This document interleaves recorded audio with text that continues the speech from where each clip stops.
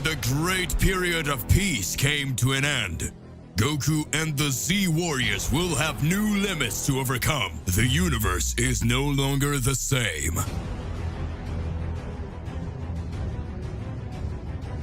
Goku will have to overcome his limits. And in the great game the gods created, mortals are but pawns. It seems the gods want to play again. The most incredible battle of all time is about to begin. I better get them out of here so they don't destroy everything. Do you really think you can challenge a god? This time will be different. We won't be just entertainment for them. No, I'm the one who makes the rules. It's gonna be awesome.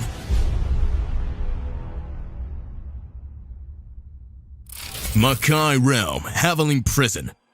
Duplicate, who had grabbed Vegeta from behind, takes him to the Makai Kingdom, a place where several gods or powerful beings are imprisoned who have their energies drained. Vegeta is unconscious, with his feet and hand tied by chains, being dragged through corridors, which seems to be endless. Vegeta is conscious but not completely, because in some moments he managed to open his eyes and wake up for a few seconds, but then he faints again. He's taken to a cell where he is trapped, unable to move or speak, let alone free himself. Still, in the big fortress, Goku was shaken by what happened. Goku walks from one side to the other, looks around, and with his eyes full of concern, Goku feels completely frustrated. Goku looks at his trembling hands and says, I can't believe this happened. Why did it have to stay like this? First they took Mr. Beerus and now they've taken Vegeta. It's my fault. I was weak. Goku finishes saying this by punching the wall, which completely crumbles. Goku stops to observe everything around him, then closes his eyes, takes a deep breath. Goku then says, I already know. I just need to feel Vegeta's ki, and I'll find him. Goku touches his forehead with his fingertips and starts to concentrate at this moment. He feels Vegeta's energy and says, Found it! It's pretty weak, but he's still alive. Now I can go with him with teleportation. Goku then uses his technique called teleportation, and he appears in front of a gigantic gate. Goku looks around and doesn't see anyone, and there he speaks. And that's weird. Vegeta isn't here, and I'm pretty sure his ki was coming from that direction. I'll try again. Goku concentrates again, and once again he feels Vegeta's ki, and when he goes to teleport in him, an enemy simply appears in front of him, touching his right shoulder. Hey, how's it going? Just here to remind you to click the like button, subscribe here to the channel so you don't miss any videos, and stay well inside our entire universe of Dragon Ball. Let's go back to the point. Goku is startled and takes 2 steps back, and his enemy says, Hello, intruder. Everyone calls me Teleport, and it's a pleasure to meet you. Goku, with a scared look, looks at the villain and says, Teleport? How? He appeared out of nowhere, so he can teleport too. That being looks at Goku and says, Now, where are my manners? Welcome to the Makai Kingdom. This is the grand entrance to the palace. But to enter, first, you have to defeat me, because I'm the gate guard. Goku is surprised, and he says, I finally arrived. I'm sure Beerus-sama and Vegeta will be inside. Goku looks at the teleport and says, So to enter, I need to defeat you, right? Alright, let's go. Goku strikes his combat pose and prepares to start fighting.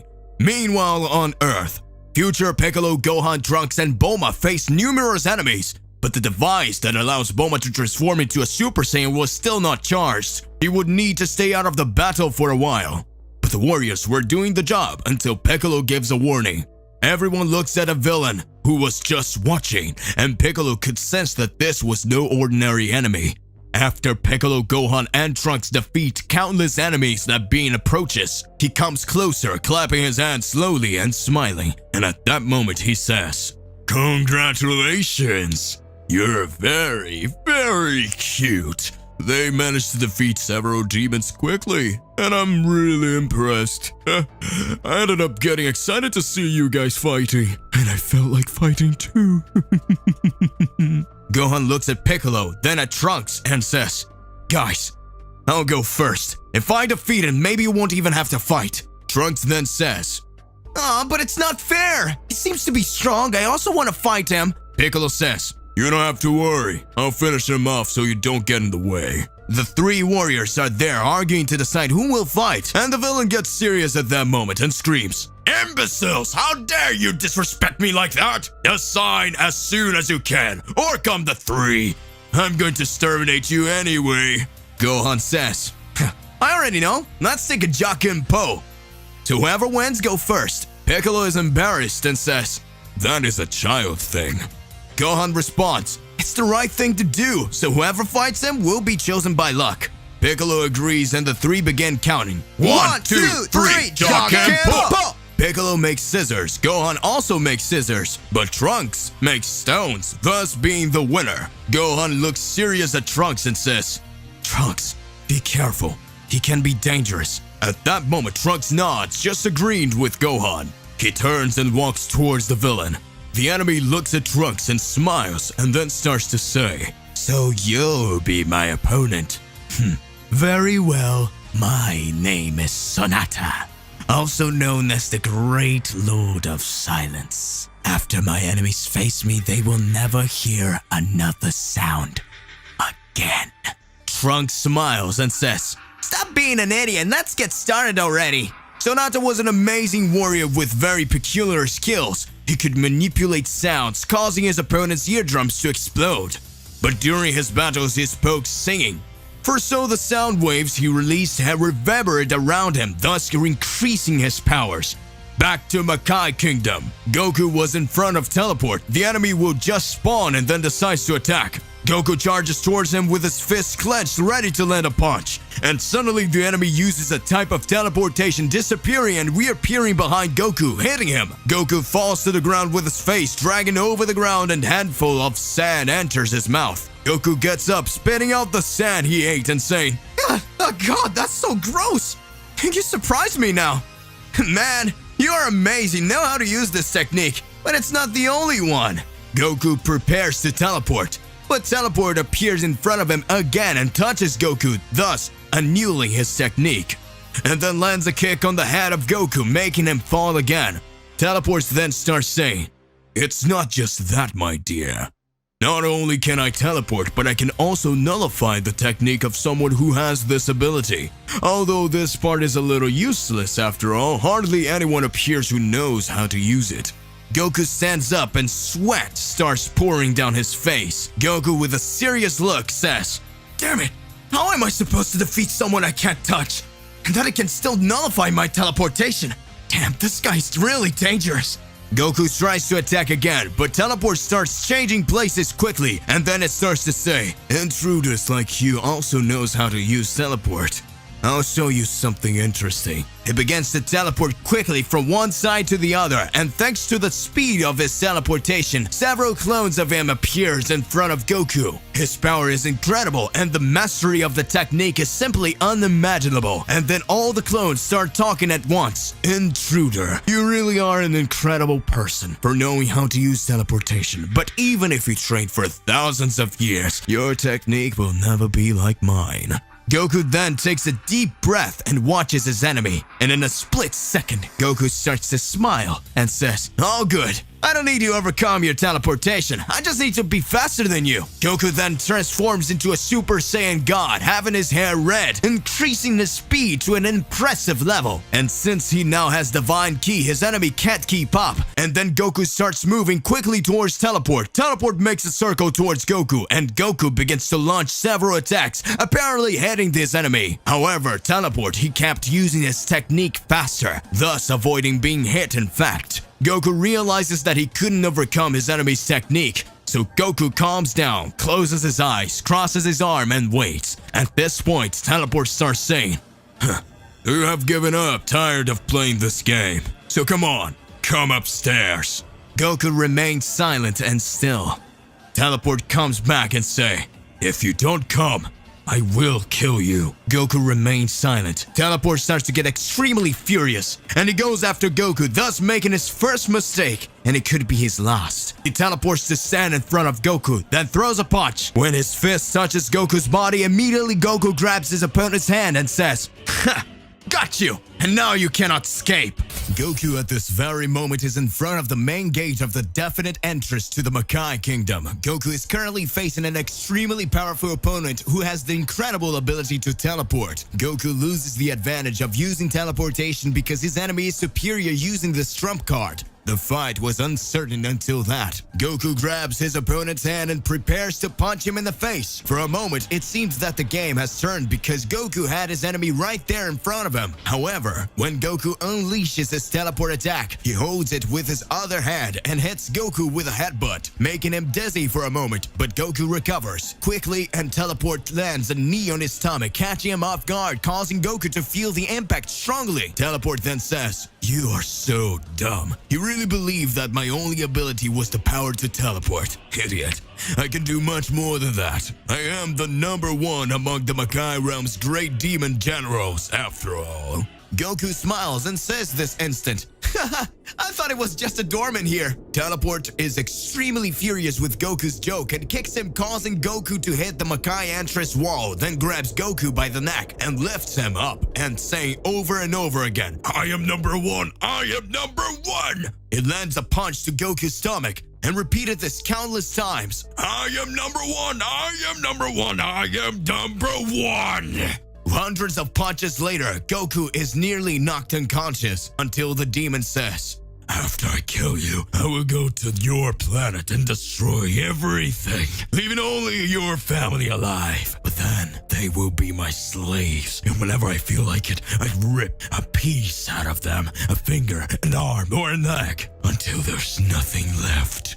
After saying it, it lands another punch. However, Goku's fury surges again, and before being hit, Goku holds his teleport hand. Goku then bans his enemy's fist while crushing his hand using his strength. The enemy drops to his knees and feels trapped. Goku, with an extremely serious face, says, "You're nothing, you're nobody, and you never dare say you hurt my family again." While holding his opponent's fists, Goku concentrates his ki and reaches his ultimate form, Goku God Killer. Goku, with a sadistic smile on his face, holds Teleport's head and drags him against the wall after starting to give numerous knees in his face, making the blood flow. We can see several teeth of the enemy being pulled out. Teleport starts to get worried because he hadn't seen such ferocity in a single being. After the threat that Teleport made, Goku had transformed into a Super Saiyan God. So Goku says, "You worm, I tend to have a compassion on my enemies, but you deserve death." Goku, with an intense rage and with a look of hatred, he catches his opponent, and when he's about to deliver the final blow, Teleport simply disappears, leaving Goku standing there. Goku then reverts on his base form and remembers that he needs to find Vegeta. Then he uses his teleport, which works normally, and at that time he goes after his friend. Goku tries to feel Vegeta's ki, but he can't find him. Goku concentrates and takes a deep breath until he feels a faint presence. Then he says, "It's certainly here. Hold on, Vegeta. I'm coming." After that, Goku teleports and arrives at a cell. At that moment, Goku sees his friends bound by chains and having his energy drained. At that time, Goku says, "Vegeta, you're fine."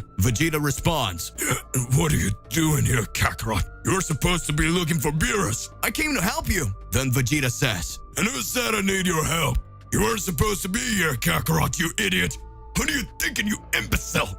I was already getting out of here on my own." So even against Vegeta's will, Goku helps him by shooting a blast of ki, breaking the chain, and he finally manages to break free. Goku looks seriously at Vegeta and says, "Now, let's find Beerus." Vegeta says, "I'm sure I heard this voice, but that has been going on for a long time now, and since then I haven't heard anything." Goku responds, "So he's right here. We need to hurry."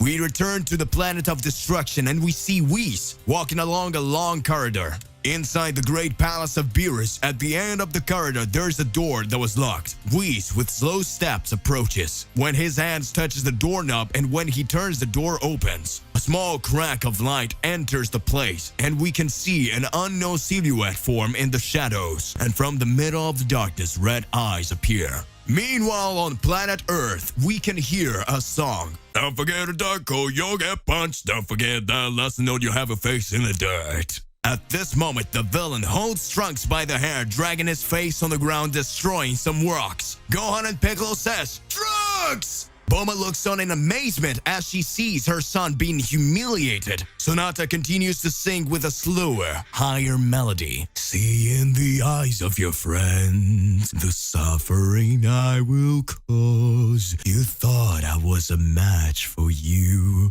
and in the end, I will humiliate you. Gohan and Piccolo think about interfering the fight, and Gohan says, Trunks, I'm coming! Trunks raises his hand and yells, No, sir, Gohan! This is my fight! Do not interfere! Gohan clenches his fists and starts to get furious, but does nothing. Sonata again changes the melody of her song, and with a deep voice on a heavy beat, he starts to sing a Rocky song. Don't be a sucker or proud! Don't stay at rock bottom! You without your friends! You're not a match for me! Get up soon, this is your end! Trunks gets up slowly with his legs wobbly. The Sonata music makes him weaker and weaker and increases his opponent's power more and more. Yet Trunks, being a proud warrior of his father, continues to joke and says, Dude, don't be ridiculous. Your music is so dumb. The only thing worse than that is having to look at your ugly face when you're singing. Sonata is furious and responds, So you don't like this rhythm, huh?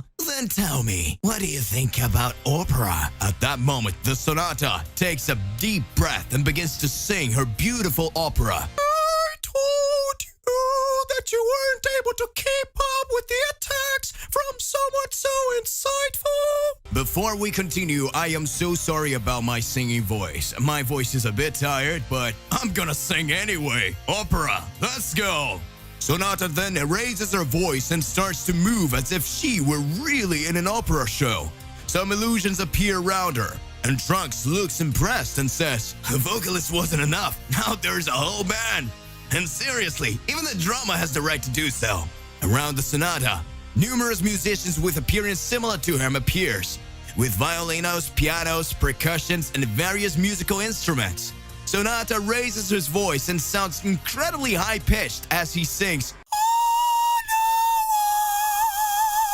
no, you will die. The sound of the violin begins to echo alongside with the rhythm of her singing voice. Get ready for my last attack. Don't feel so fragile and not so guilty. For from the beginning you were already defeated. Trunks then, with his whole body shaking, slowly gets up and says, That's enough! Trunks then starts to raise his ki and screams, I'm tired of this stupid song! Sonata boosts her voice. Piccolo, Gohan, and Bulma watches the amount of power Trunks is gathering. Trunks performs a series of arm movements before placing his hands forward, with the thumbs and forefingers touching the form of a diamond shape. He then fires an energy sphere from his palms towards the opponent. The gigantic wave of power hits the orchestra that was in front of them, defeating them. Sonata slowly falls and Trunks flies towards him. Sonata then says to Trunks while singing, From what I see, this will be my last melody. My body fills and overflows with emotion. 'Cause this is the end. This is my last song. Trunks, as a sign of respect, begins to sing. You fought well, and a great champion, and a formidable warrior. It's not the end of your song. Every note and tune will forever be in my heart. Gohan and Piccolo, who are approaching, slowly watch, and Piccolo says, Congratulations, Trunks, you beat him. He's gone. But is it just me, or were you singing to him?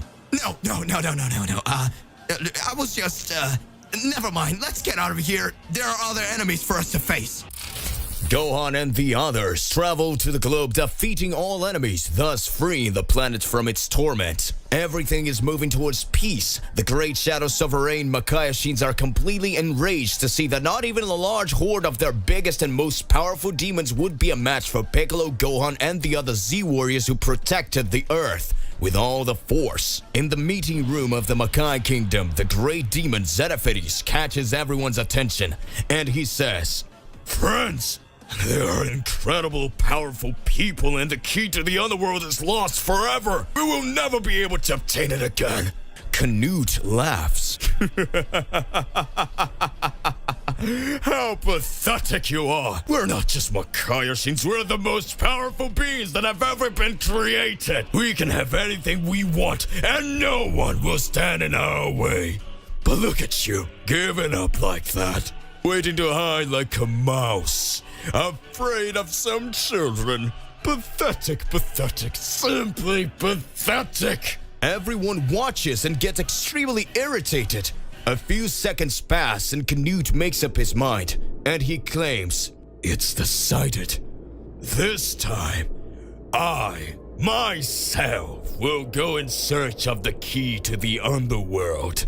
Everyone looks extremely surprised. He pushes his chair back slowly, and with a slight smile on his face, he says, "Don't forget, take care of those 2 Saiyans. Leave the earth to me." At this moment, he starts walking and leaves the room, leaving everyone else stunned and perplexed except Bobo.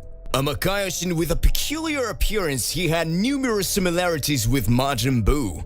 Knowledge, he also stands up and says, "The rest of the problem is up to me. All of you, get ready, leave the cube so that we can get to that place." They all look extremely curious. One of them says, "Are you sure we should take them there?" Bobo says, "This is obvious and our alternative. So far they've only brought us problems. How about we make this problem a diversion?" Everyone agrees and Bobo goes after Goku and Vegeta. Meanwhile, on the other side of the Makai realm, Goku and Vegeta are still near those strange cells trying to find traces of Beerus. When suddenly, the grade 3 generals of the war appear inside a huge corridor in front of the Saiyans. The 3 warriors Makai Kingdoms duplicate, chameleon, and teleport. They appear at the same time in front of Goku and Vegeta. Chameleon says, "How long has it been, insects?" Duplicates continues, "I missed you already." And teleports and saying, "Finally, we can finish you off, here and now." At this moment, Goku and Vegeta already raises their ki to the maximum. Vegeta uses his new transformation and Goku turns into a god killer. The powers of the two is absurd, but it is no more absurd than the hatred they were feeling towards those beings. However, demons don't back down. Until in a few seconds through the corridor, a gigantic goo with a dark blue color takes over everything and approaches quickly, heading towards the demons. At this moment, it is possible to hear an incredible frightening voice. We see Bobo approaching at surprising speed as she exclaims, "You pieces of shit! You already had your chance! But let them go! They were humiliated! You good for nothings! Now you will have just one more opportunity, although they will be trapped inside me." The goo surrounds the 3 demons and completely covers them. They then disappear, and all that was left was a big goo floating around, moving from side to side. Vegeta looks at Goku, and Goku says, "And that is... oh no, it can't be!" Bobo absorbs the 3 warriors and begins to transform. His power increases in an incredible, absurd way. He becomes bigger, stronger, faster, and with the skills he had absorbed, merged with his own. This was no ordinary enemy. This wasn't just a demon. It was some kind of completely different entity. With a gigantic blast of energy, he hits the Saiyans who are thrown away, all around and caught by a gigantic explosion.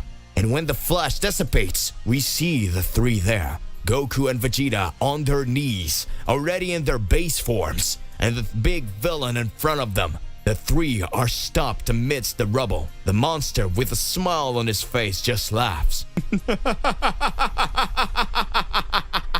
What happened? Weren't you incredibly powerful? What are you going to do now without your powers?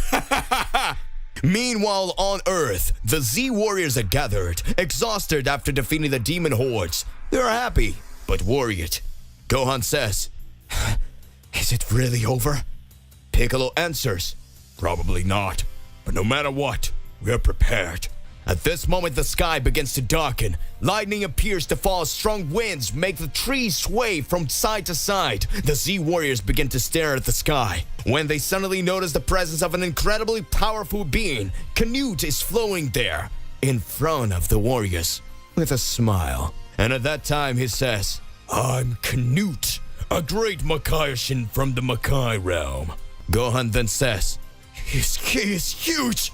Krillin watches in amazement. All Z warriors are extremely scared. All that power made no sense. Piccolo said, "It's not possible. We won't be able to stop him. We cannot win this battle." At that moment, all seems to be lost. The evil demon says slowly, "Where is the key?" Everyone is unresponsive. And with an ultimatum, he says, "Good. Since you won't tell me, I will destroy everything." The evil one extends his hands, pointing at the Sea Warriors, and he starts charging a massive evil orb of energy. And he says, "Make this entire solar system disappear!" But seconds before firing, a familiar voice appears very low, saying, "Don't worry guys, I'm back." It was Whis that made an energy shield that protects them. Whis then says, "I brought help." And when Z fighters look up, they see the demon's attack had been stopped. We see a huge being full of muscles holding the monster's arm, a being similar in appearance to Beerus. And this great being says, "Hey Whis, is that the face that took my son?" Whis responds, "More or less. We can say it was someone close to him." Everyone doesn't understand anything. However, Whis says, yes, that's Mr. Beerus' father. A great and powerful cat of destruction." Everyone is surprised. Everyone is impressed. The father of Beerus, holding his opponent's wrist, stretches out his palm of his other hand and says, "Hakai." An intense energy simply eliminates the villain. Everyone watches. Gohan says, "But that technique is only specific to a god of destruction." And Whis responds, "No, in fact, he is a cat of destruction. The great Beerus is dependent on him. And all destruction cats have this ability. In a very powerful species, however, few are capable of actually becoming gods of destruction." Everyone is amazed because they realize that they're an absurd, incredible species just like the great Beerus, and some are more powerful than him. Whis then continues explaining, "Now the Earth will be in peace for a while. I brought him here to help protect this planet until Goku and Vegeta return. He will also help you train, so not a demon will dare to come back here." Meanwhile, in the Makai Kingdom, Goku and Vegeta, still on their knees, look at that monstrosity in front of them. And the great demon says, "You are really very powerful. But with this attack I launched against you, you will no longer be able to use ki attacks. I blocked this skill. You can even raise your powers and get stronger, still being amazing in battles. However, you can no longer attack with ki energy or fire those monster attacks. The only thing you have left is your useless melee skills." Vegeta and Goku doesn't understand anything and feel weak. The great enemy goes on to say, "So far you have only caused a lot of problems, so we decided to take you to an amazing place where you will discover what true suffering is. You will no longer able to escape this place. Not even the great of the powerful Zeno-sama would be able to escape." Goku and Vegeta are confused. The villain surrounds them with his ki. After that, he says, "Now I condemn you to suffer for eternity. You will be taken away and imprisoned forever. Now, you and the big Beerus, they will be taken to a great heavenly prison. And the beginning of your end, it starts here." Babu had captured Goku and Vegeta. At that moment, the Saiyans are trapped by several chains, and even if they try to resist, they are being taken to the Great Celestial Prison. Goku and Vegeta can't shoot any kind of energy or ki blast, and even though they are extremely powerful, at the moment they only have hand-to-hand fighting skills. Vegeta is extremely furious, but even his mouth is stuck, so the two just listen to the orders and follow. In a large facility close to the battle site, they had just had and located one of the entrances to the Celestial Prison, Heavenly Prison. This Heavenly Prison houses countless prisoners, among them good beings and evil beings of all possible species. It is a prison and a grand fortress that was created by the gods of the past. Zeno-sama's father, seeing that there were uncontrollable beings, decided to gather the most powerful beings in the entire universe so that they would obtain the power to create the supreme prison, which not even a deity or even the all-powerful Zeno-sama would be able to escape or even to destroy it. This special place is unique and exists in absolutely every universe, being a gigantic fortress installation which have entrances that overcome the barriers of time and space, making it exist in all universes at the same time. The only prison, the only place that could house beings or deities that no one could ever control. Goku and Vegeta and Beerus were being taken to this place. In a temporal cube, layers leave only the passages of the multiverses and arrives at the real entrance of this prison. Vegeta and Goku were extremely furious, but they couldn't do anything, neither say anything. Beerus was still unconscious and was being taken to the meeting point where he would join Goku and Vegeta for the three to be sent to this prison. Meanwhile, on Earth, everyone is still curious to know more about the species of the father of Beerus. After all, it is an extremely powerful race. Gohan and Trunks asks Whis, Mr. Whis, where did you find that guy? Where did he come from? He looks like Beerus, but he's much bigger. Whis then decided to tell a little bit of Beerus' story. Thousands of years ago, Zeno revealed to us that there was a world composed of incredibly powerful beings, evolved beings and peaceful. However, one day, this race was brought to near extinction. Few were saved by their leader. The great sovereign of this planet gave his all so that his people would not perish. This being was one of Beerus' descendants. During the incident, the life of the entire universe was in danger, and by sacrificing himself, this great warrior managed to save not only his world, but also all universes. And as a reward, the great Zeno-sama granted a wish to the people of this world. And then, another one of Beerus' descendants came up with the idea. When any deity needed to be replaced, it would have to be someone from the breed of warrior cats, and so it was done. A few years later, the gods of destruction of the universe needed to be replaced, and so Zeno-sama gave this great honor to a cat of destruction, who was one of the ancestors of Beerus. Since then, God's power of destruction has been passed down from generation to generations, and the people of that world that was lost began to see a light of hope. With each generation, a new god of destruction was chosen. But one day, the great ruler of this world had two sons, twins. These children were selected to receive the gift of gods of destruction, but each one should take care of a universe. These children's names were Beerus and Champa, and so their predecessors succeeded and became the deities known today. Everyone is amazed thinking about what they just heard. However, Whis continues to say, I brought Beerus' father here so that he could keep the Earth and this universe safe. That is, until everything is resolved. Because, well, the world of destruction cats is no more. Now the people of Beerus' lineage live in a parallel world whose portal is on the planet of destruction. It's been a long time since we released another cat of destruction into this world. But this time, I had no choice. Everyone watches and listens to the story. Meanwhile, on the Makai Kingdom, Goku, Vegeta, and Beerus are escorted to the heavenly prison. The path is cold and long. An atmosphere of tension hangs in the air, but they are almost there. They cannot move or speak, and even their expressions are being monitored.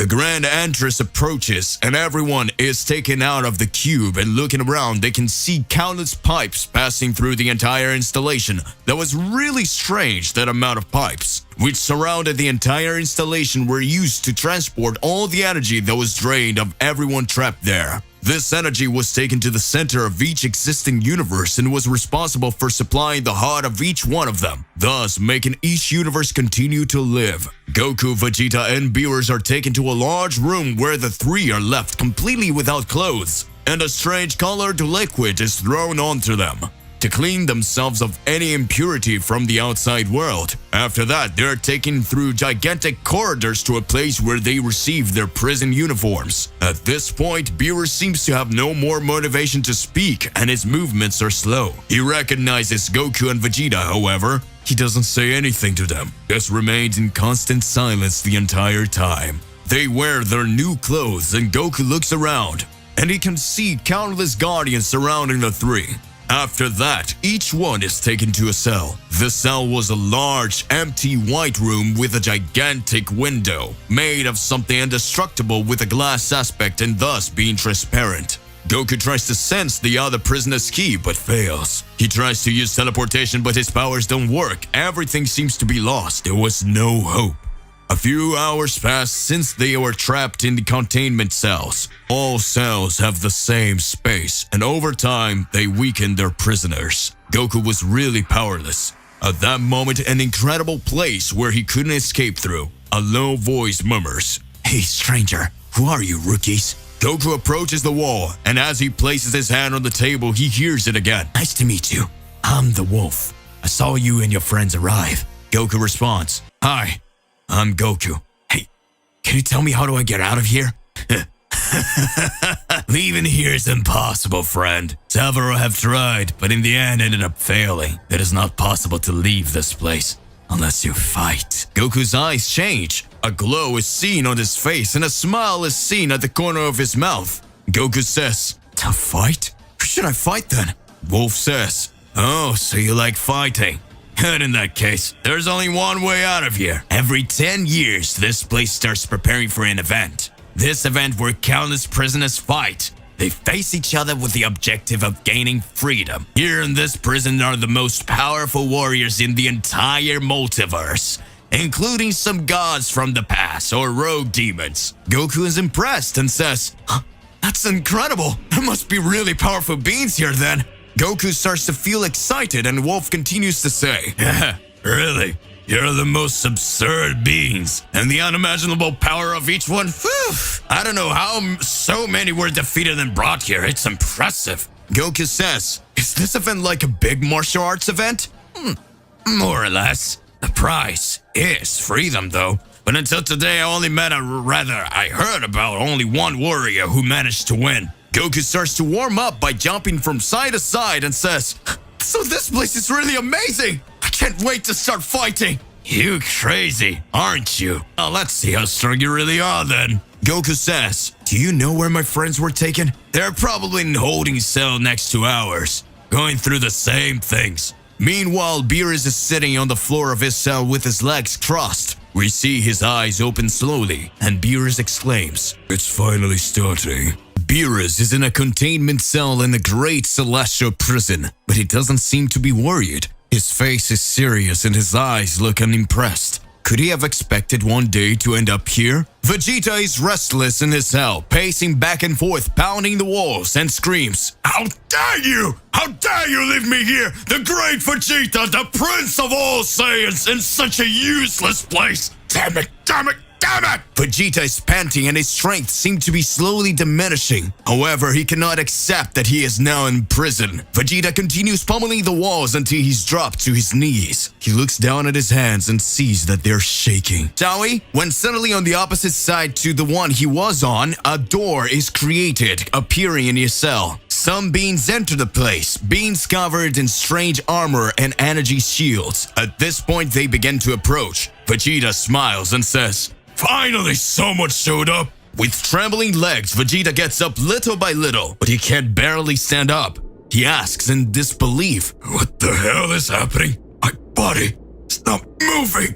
What's going on here?" One of the guards goes towards them and says, "Containment number 234, do not move." Vegeta mutters, "Don't talk to me like that, you bastard." and he tries to go for the guard. Then with an energy stick hits the Saiyan, making him fall to the ground. The other two guards who are there approach, holding each one of his arms while connecting a device to his wrists. The guard says, "Release containment," and a sound emitted and the guards let go of his arms. However, gigantic handcuffs made of some kind of unknown technology are formed. They pulled against each other, causing Vegeta's arm to become trapped behind his back. Vegeta stands up with his hands behind him, getting to his knees as the guards stand in front of him. The guard bends down, looking deep into Vegeta's arms and says, "I want to see you keep punching the walls now, you bug." The guards leave the cell and the door disappears. Vegeta is furious. The veins on his forehead are studied. The Saiyan uses as much strength as he possibly can. He is trying to get rid of the handcuffs, but it seems to be impossible. Vegeta falls to the side with his arms trapped and cannot free himself. Meanwhile, Beerus is calm, just watching everything around him. Beerus starts to think, "It's been a long time since I've been in this place, but it seems like I'm the prisoner this time." Goku continues talking to Wolf, who explains everything to him about how things work there. But at that moment, a door opens inside his cell and Goku needs to leave. Everyone goes to a huge room which would be the cafeteria. Countless prisoners gather there. However, a good part is held in a handcuff similar to the one that Vegeta had been held on and are accompanied by guards who take them trapped in a kind of containment capsule. Wolf explains to Goku that those are prisoners who don't accept being trapped there, so this way they can be controlled. Goku laughs and says, I hope Vegeta doesn't get aggressive, or he's not going to end up winning all of these. Knowing his temperament, this will probably happen. Looking to the sides, Goku sees Vegeta trapped in the containment pod. Goku is embarrassed because he had just talked about it. Goku approaches Vegeta. At this time, prisoners can interact with each other. This is one of the only moments that interaction is allowed, and this way they can change their routine a little and have some time so they don't end up going crazy. Upon getting close to Vegeta, Goku says, Hey Vegeta, are you alright? We have to find a way to get out of this place. In the meantime, stay calm so we can think of something. Goku looks around and is in for an unexpected surprise. Goku manages to see Beerus, who apparently was already getting used to it. Beerus has a flag in his hand. With a strange Goroba, Beerus approaches a table and sits down. Goku raises his hand and yells, Mr. Beerus! Mr. Beerus! I found you! Beerus is embarrassed. Everyone looks at them. And Goku approaches. Wow, that's a nasty food, isn't it? If we intend to remain strong, we cannot go without food, even if that food sucks. Yeah, you're right. At this moment, the two starts to eat, the three start talking. Goku talks about the prison tournament, and Beerus says that he already knew about such an event. Goku asks, But that's it, Lord Beerus. Are you going to participate? Beerus places his hand on Goku's shoulder and says, Unfortunately, there is no other way out of this place. Then I will participate. It's just a pity for you, because you will never defeat me. Goku smiles and sarcastically responds, That's what we'll see. Time passes and everyone returns to their cells. Goku then decides to train a little. After all, it was his only chance to get out of there.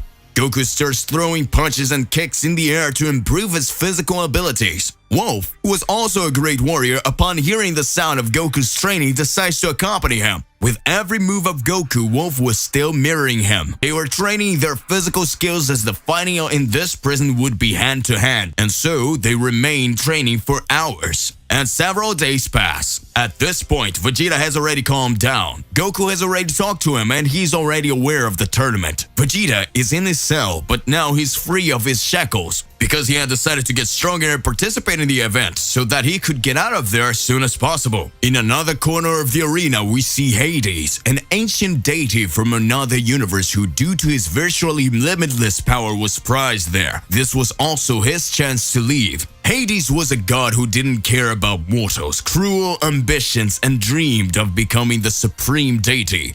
But now he was just another prisoner in the heavenly prison, where his decisions were all controlled. Some time passes inside Goku's room on a panel attached to the wall. A message appears written in the Great Celestial Prison Tournament will start soon. In a few days, everyone be prepared for the selection. All the fights will be decided through a selection that would happen to divide who would be the warriors to participate in the event. Goku was excited, and at that very moment, he runs towards the wall, saying, Wolf, Wolf, it's about to begin. I can't contain my excitement. Soon, the great tournament of the Celestial Prison will begin. Wolf then responds, Don't get too excited. Before we are selected, we will have to be chosen. And in this case, it could be that we're enemies. And obviously, I won't let you beat me. Goku clenches his fists and say, Come with everything against me, because I won't hold back. At this moment, we can see a little of the story of Wolf in the past. He was a very skilled warrior.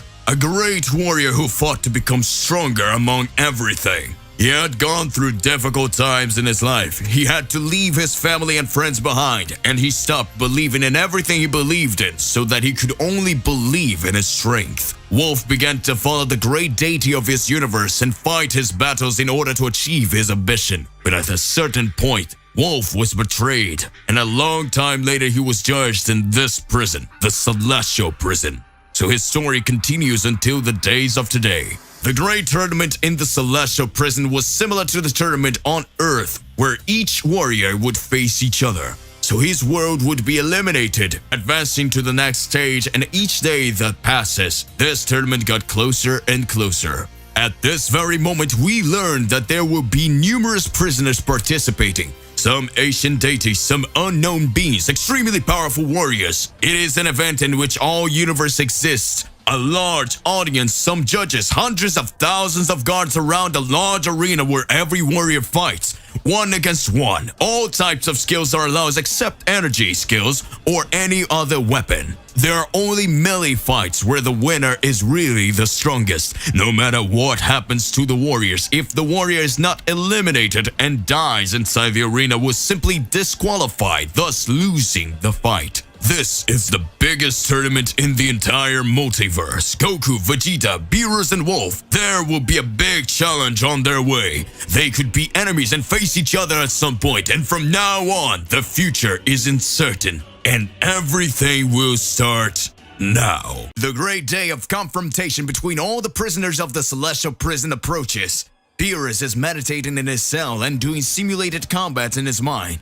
This being a visualization technique so that he can train and reach his full potential. In his mind, his enemies are seen in the worst possible scenario with their minds level to maximum. Vegeta is doing push-ups and sit-ups so he can train his body to the maximum. We see the sweat pouring down his body and hear the same count. 6,894, 6,895, 6,896, 6,897. And the count goes on and on. Vegeta intends to maximize his powers by training his body to unimaginable limits. Meanwhile, Goku is just sitting in front of the screen with a message that the selection of participants will begin soon. Goku was so anxious that he couldn't train. He was extremely anxious as he watched. We could see his eyes twitching and his hands tense from the weight. At that moment, we can hear Wolf's voice saying, "Hey, Son Goku. You seem to be very excited. Son Goku!"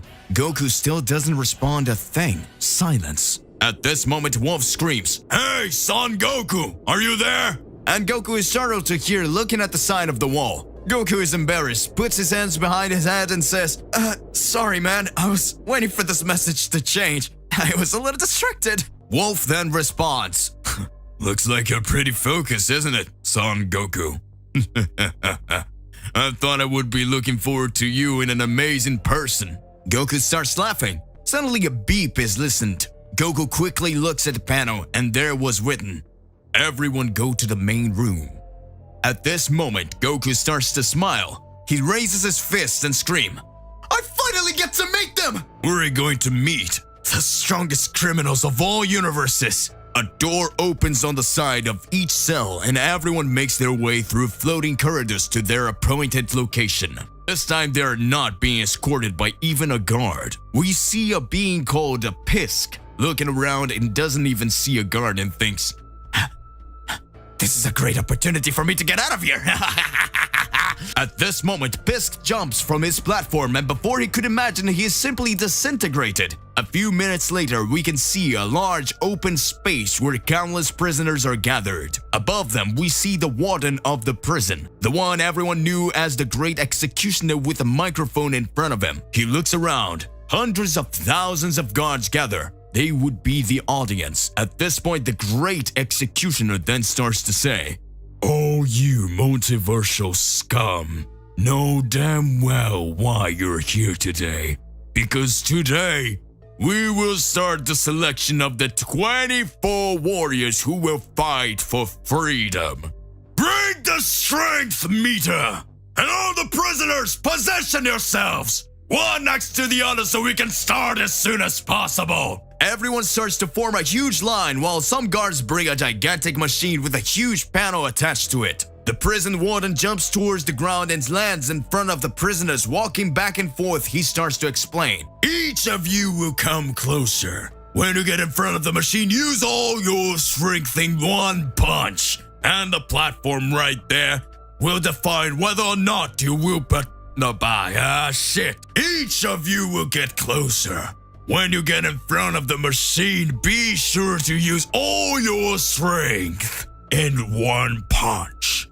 And the machine meter will define whether or not you will be able to participate in the tournament. The criteria are as follows.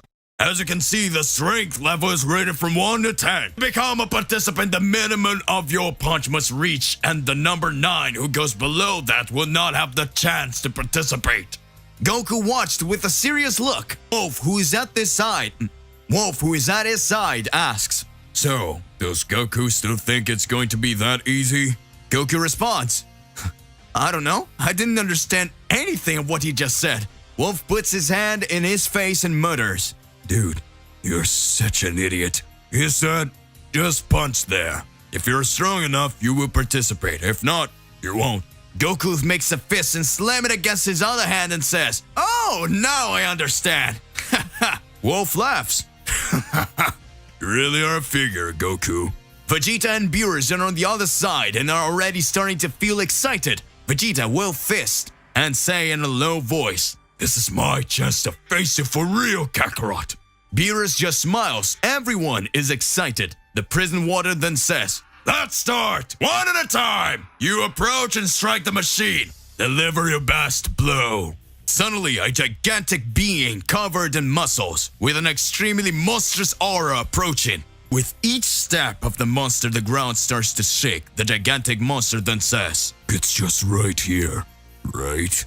With shaky legs, the director says, Yes, and just throw your best punch. The gigantic then puts his support foot back, raises his fist, take momentum, and deliver an incredibly powerful punch. An extremely loud sound is created when the blow hits the machine, stamped on the screen, and a few moments after the punch's number changed, being changed to number 3. Everyone is surprised. The punch had been extremely strong, but he only reached number 3, so the giant would not be prepared for the tournament. The great director said, Take him to his cell. He won't participate. At this moment, everyone is tense. No matter how easy the selection seemed, everyone noticed that it would be much more difficult than they imagined. Wolf looks on with a smile on his face. After that, several prisoners tried. However, after more than 40 candidates tried to show their strength, not one had managed to reach even 5 points. That way, we still didn't even have a classified prisoner to participate. At this moment, a presence takes over the place. A being slowly walks with a sadistic look on his face.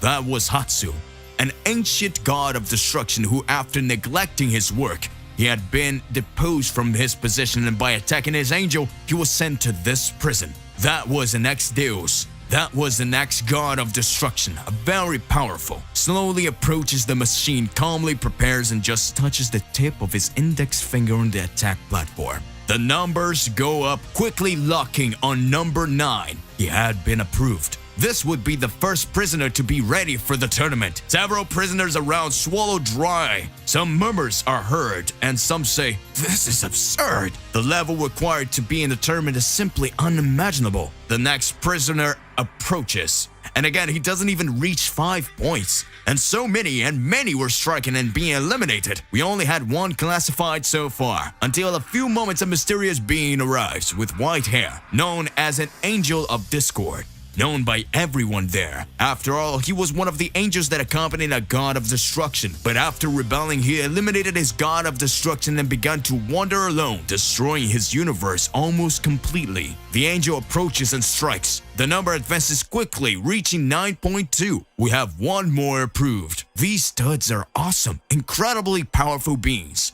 Wolf looks at Goku and says, Do you still think you have a chance? If you want to fight in the tournament, you need to roll a higher number than you move. Otherwise, you won't even have the chance to fight against me. Goku responds, Are you sure you can face me? I'll be so confident. Wolf answers, I'm looking forward to it. At this moment, it was Wolf's turn to be tested. He says to Goku, See you soon in the room where those who got a spot will be. Wolf approaches the machine, closes his eyes. He calmly brings his fist back and throws a punch. An extremely powerful punch that even managed to dislodge the machine. Some feelings from the place. The first participant to reach 10 points is immediately approved. Goku smiles and says, So he really is very strong. Very good. I'm next. Goku's turn to be tested finally arrives, and now we will see the outcome of this selection. And it's time for Goku to be tested. Several amazing prisoners took the test, but most of the majority didn't even come close to qualifying. As simple as it seems, this is an extremely difficult test. Will Goku be able to pass the test to finally break free of the heavenly prison? The warriors who managed to break through were extremely powerful, but this time it's Goku's turn.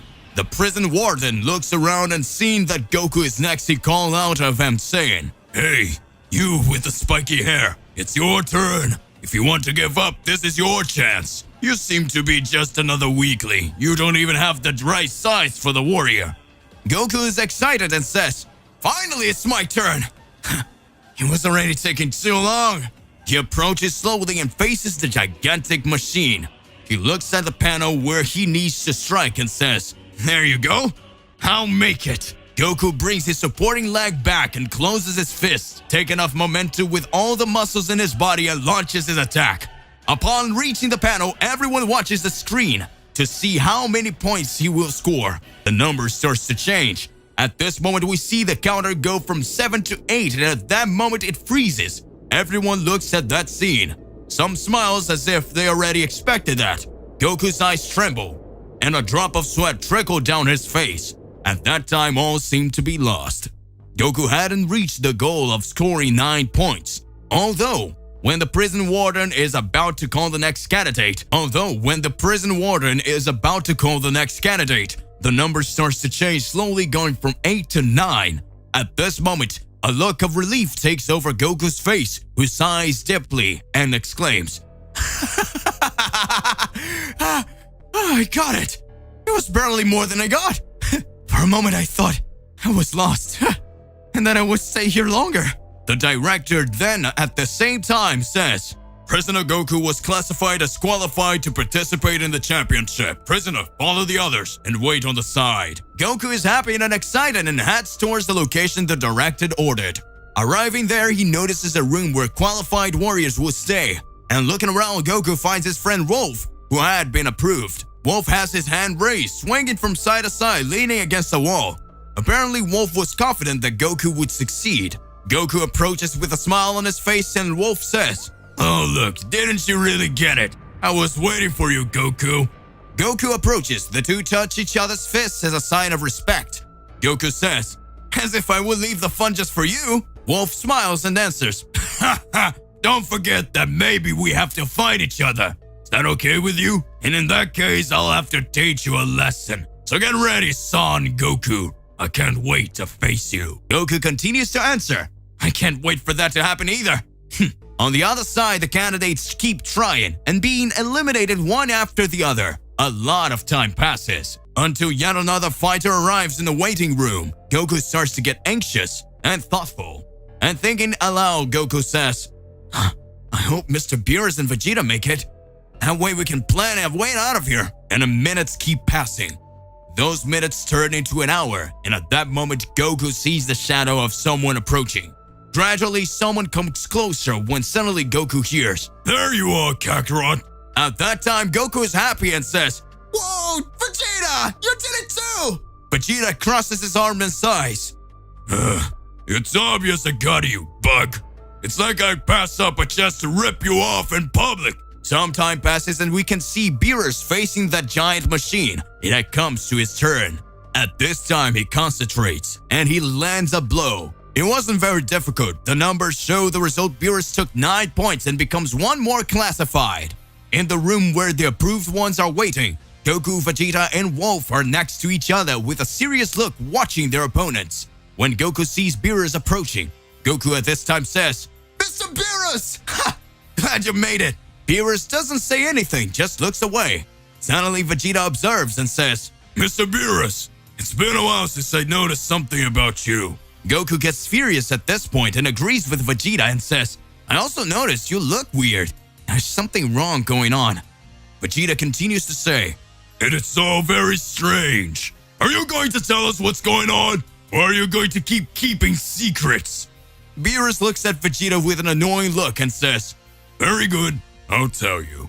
Since they want to know so much, it's time to tell you the truth. I'm here for one reason only. There's someone I need to destroy." Goku and Vegeta are confused and Wolf watches closely. Beerus continues to say, "A long time ago, there existed a species of incredible powerful beings. beings known as Cats of Destruction, and we received that name thanks to the great honor Zeno-sama gave us, of giving us the chance that we could become deities. But before that, Beerus begins to remember and tells what he remembers. Right now we see a different place. Big mountains, lots of vegetation, plants, an amazing place that seemed like a paradise. In the distance we can notice two children with the appearance similar to that of Beerus, playing, running, and smiling. The children followed one another happily as if nothing could go wrong. The two boys run towards a village filled with people who look the same. However, suddenly an evil figure appears in the sky. Someone incredibly powerful starts attacking the Cats of Destruction. This someone had overwhelming power and defeats all warriors in this world. And he starts to destroy everything he sees ahead. Houses are set on fire, several bodies are scattered on the ground. Those children were tied up with signs of torture all over their bodies. A real carnage. Villagers were killed. But the few who survived decided to fight. But it wasn't that easy. But after a long time, a great hero managed to face that enemy that threatened the entire multiverse with the overwhelming power he had. This great hero, he managed to evolve and had his power approaching that of a deity. And when Zeno-sama felt that energy, he granted the right to ask for something. And the hero asked to become a deity, and that all his descendants could have the chance to obtain his honor. Zeno-sama accepted the request, and that became the first cat god of destruction. But the villain who had attacked all those beings received a punishment worse than death, and he ended up being imprisoned in the heavenly prison. And there, he knew true suffering. Beerus tells the story with eyes full of fury and his fists clenched. At that time, Goku, Vegeta, and Wolf hear that and feel what had happened to Beerus and his ancestors. Beerus says, "Now you see, I need to make things right with that guy. Those children, everyone on my planet who suffered, those who died, they will not have their deaths in vain." I understand, Sir Beerus. We're going to help you. And then Wolf says, "More, and of course, we will help you to destroy that guy, Beerus." Excited, Goku continues to say, "Yes, but of course, we will be the winners, and we will still help Mr. Beerus." Vegeta at this point butts in and says, "Hey, I don't remember agreeing to that, so don't include me in your plans. I just want a chance to prove how much better I am than you, Kakarot. And also that's not my problem. Our mission was to rescue Beerus and return home, but so far that hasn't happened." So Goku with a joking air says, "I already got it, Vegeta. You're scared after everything Beerus said, right? It's normal to be scared. After all, the guy Beerus is looking for is so strong that he almost eliminated all the Cats of Destruction." Kakarot, you dare to say that to me? The warrior prince of all Saiyans would be afraid of someone as insignificant as that being?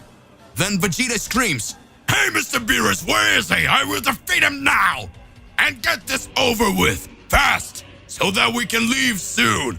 And I showed Kakarot that I'm only the strongest." Planet Earth, Universe 7. Gohan and the others are curious to learn more about Beerus' father, one of the greatest warriors in the universe. It's night and the sky is full of stars. On the horizon it is possible to see grasses swaying with the wind, the leaves of the trees and the clouds moving slowly. Piccolo is on top of a tower watching the sky, taking advantage of the time of peace that had arrived. Gohan flies through the sky, seeing the cities below, anxious to find Videl again, but still, I have to talk with Mr. Piccolo. Seeing Gohan approach, Piccolo smiles. Gohan approaches and asks, "Mr. Piccolo, what are you doing here?" And he responds, "Haven't you seen, Gohan? The pure air is the peace that is on Earth now." Gohan looks around with shining eyes and says, "Of course. And everything's going great now." Piccolo continues, "It should always be like this. Don't you think so?" Gohan then gets curious and starts to say, "Yes, Mr. Piccolo, but where do you want to go with this?" It's nothing. It's just, wait. What did you want from me?" Gohan then forgets his curiosity for a bit and says, Beerus' father! No, he's on Earth!" Piccolo answers, "Yeah, I know." Gohan then continues, "He must be extremely powerful, isn't he?" Piccolo answers, I get it. You want to fight against him, right? No, that's not it. I just thought that we could train with them so that our powers would increase, and if someone shows up, we'd be ready to protect the Earth. I don't think he wants to fight with you, Gohan. At that moment, Gohan takes a deep breath and says, okay. Well, I'll go talk to him. A few days have passed.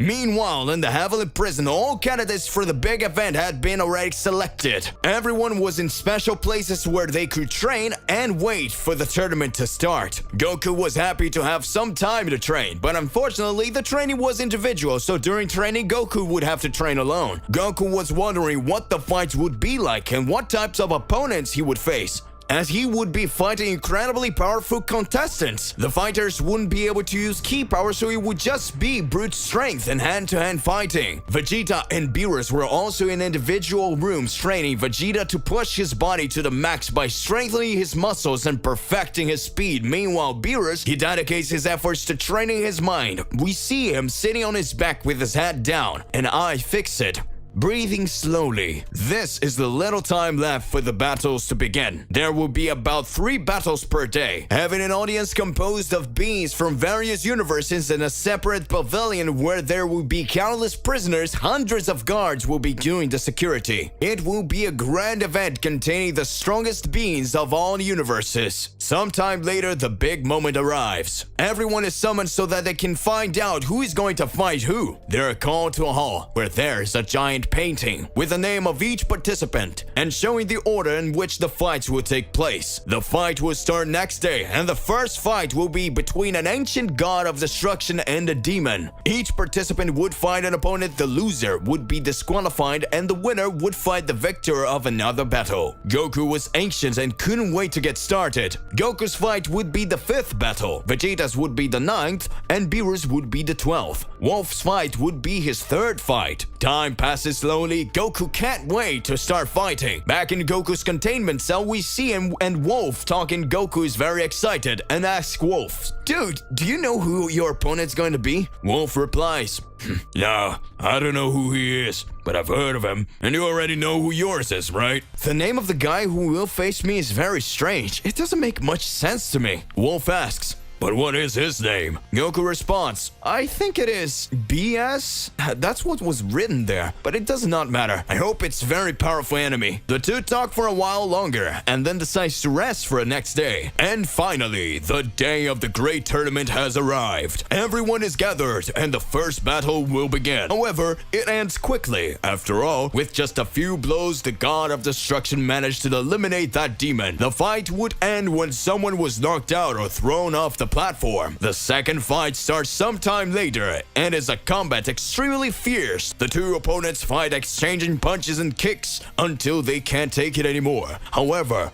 the fight ends when one of them no longer has the strength to fight. And so the moment of the wolf fight, the narrator screams, extremely excited, "It's time to start!" One more battle that the participant presents themselves and the two enter the battle arena. The judge asks if they're ready. The two nod the head, answering yes. The judge then again shouts, "Start!" And the audience starts screaming inside the arena. We see Wolf running towards his opponents, throwing a punch that hits him in the face. Then Wolf delivers a punch from below, hitting the enemy's shin. At this moment, the enemy falls to the ground. Wolf then starts kicking the enemy. Wolf is extremely fast and strong. However, he cannot reach him in this way. The fight begins to complicate the Wolf, so he goes up to his rival and hits him in the face, throwing him out, thus winning his fight. For the time being, the fights are ended with the victory of Prophet. More fights happen in the following day. 3 warriors already had been eliminated, and 3 warriors already will advance for the next stage. The next day arrives quickly. We can see where 2 enemies extremely powerful will start their combat. Everyone observes. The audience that is ecstatic, and we feel an immense rivalry between the participants when the judge says, "Begin the battle!" An incredible exchange of blows begins.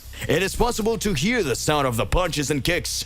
However, in an instant, everything becomes silent. We have one more participant approved for the next step. Now it's Goku's turn to participate. Goku is eager to meet his opponent. When he hears his name being called to enter the arena, Goku goes down the stairs, walks down a corridor, and arrives at the place in front of him. He sees an enemy with a mask covering his face. Goku prepares, clenches his fists, and waits to start. A few moments later, the narrator is heard screaming. A few moments later, the narrator is heard screaming, "Start!" Goku goes towards his opponent, and the two begin to exchange punches and kicks. Goku's rival supports his hand on the ground and throws him up with his feet. Goku's enemy is very fast. He appears on the other side. After using his speed, he punches Goku, causing him to feel incredible pain. Goku turns and strikes him down, but hits the air and manages to locate that being that was extremely fast in addition to being incredibly strong. That person then appears on top of Goku, throwing a downward punch, hitting Goku's head, making him sink to the ground. Then the opponent starts kicking him. This way, Goku feels compelled to react more aggressively. At this point, Goku grabs the enemy's leg and sends him away. At that time, the enemy quickly gets up and starts throwing several punches until the two. Note here, outside the arena, the public does not stop screaming, asking Goku to remove his opponent's mask. Goku didn't seem to hear the crowd, but he was focused on the fight. At this moment, Goku throws his enemy to the side and kicks him, causing his opponents to roll on the ground.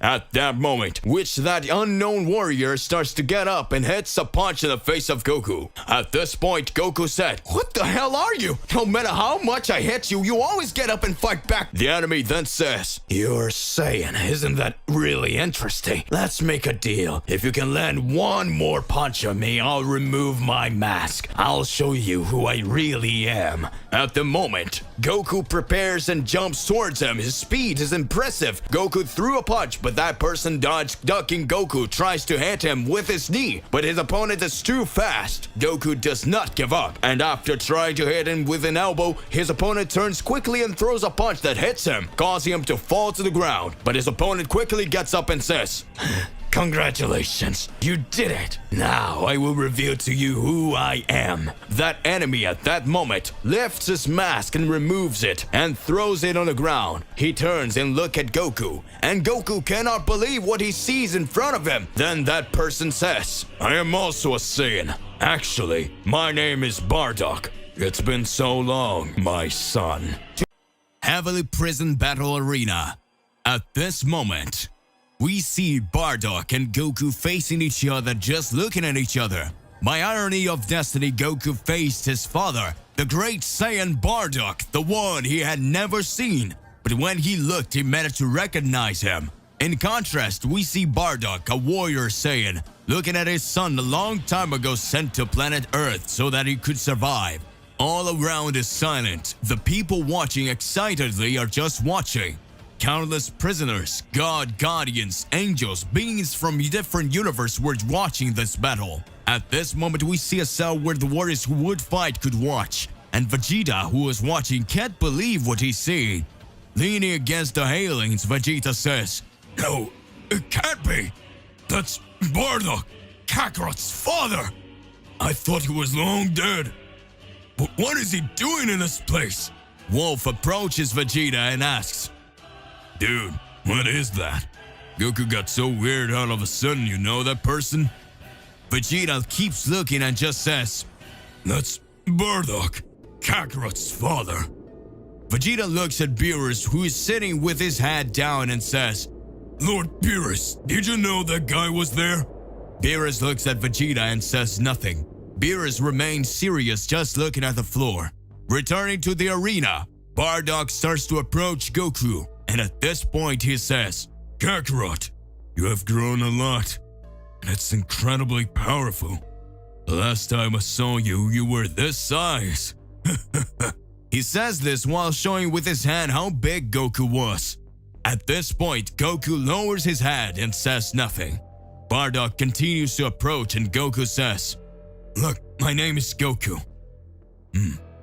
I understand. So if your name is Goku, right? So then, Kakarot or Goku, what do you think about finishing our fight? "My name is Goku and that's all!" Bardock looks at him and he continues to speak. And Goku completes saying, I don't hate you or anything. In fact, I appreciate you sending me to Earth. Amazing friends, bit of family, and advice that made me very happy. I confess that I'm not the Goku you think I am. I'm still your son. And of course, let's finish our fight. Goku walks forward slowly, and Bardock smiles and also walks towards him. Bardock starts to say, You know, Kakarot, Goku, I've been here for a while. They brought me here for time-space violation or something. But I don't really know how to explain it, but one thing I know, it will be amazing to see how strong my son is. After saying that, Bardock jumps towards Goku, hitting him with a punch that collides with Goku's fists. Goku ducks and spins, punching upwards. Bardock ducks and shoots an underhand kick, trying to hit Goku's legs. Bardock dodges and turns two mortal backwards, escaping the blow. Goku looks and smiles. The people who watched return to scream with excitement.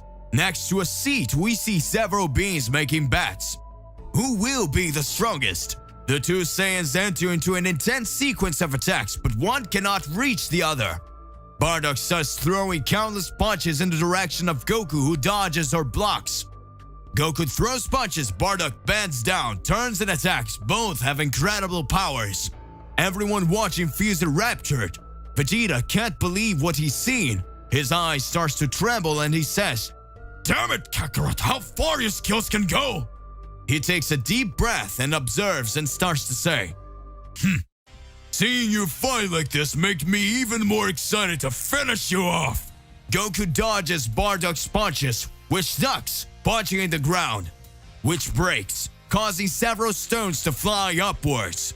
Goku holds a huge shard and holds it like a staff, delivering a blow with all his strength that directly hits Bardock, who defends with his arms.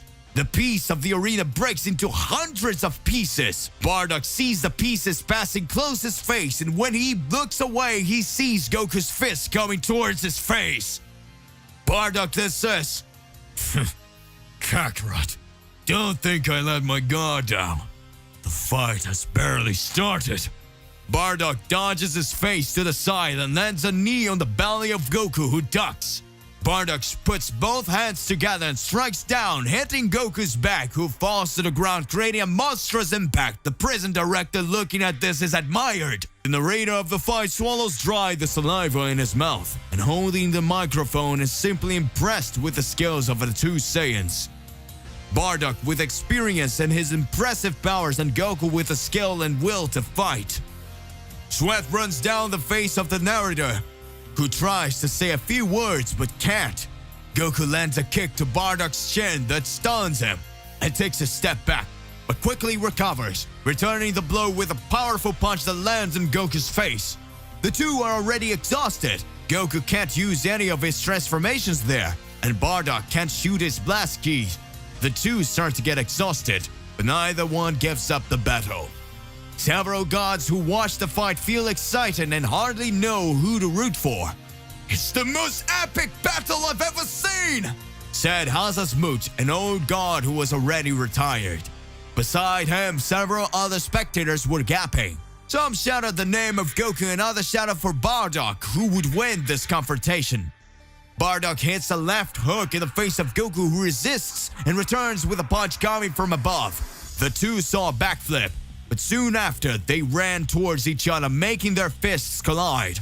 Both are already exhausted. They begin to pant, each on one side of the arena, looking at each other, trying to find a gap. Their clothes are torn and their bodies full of bruises and bruises. Parts of the arena had already been destroyed, leaving only a gigantic hole in the middle of it. Bardock has a memory of seeing Goku facing Frieza, and remembering that, he says out loud, Hey Kakarot, you did it, didn't you? You beat Frieza. Goku is almost out of strength to answer, but manages to say in a tired and breathless voice with a strong and accelerated breathing, Yeah, I've beaten him a few times, but now, I just need to defeat you. The two run towards each other. The two land a punch on each other's face. Goku's eyes are already purple and Bardock's are too. Goku says, "You're horrible, Dad!" And Bardock says, "I just started having fun, Kakarot." Goku continues to land several punches and attacks, and Bardock says in his thoughts, "Kakarot, you are amazing. Your fighting skills, your strength, your speed, and everything far superior to mine. Even with all my experience and training, you surpassed me a long time ago. If we weren't limited trapped here without being able to fire ki or use transformation, I'm sure I wouldn't stand a chance. But everything is fine. I'm having fun. You can come, Kakarot. Come!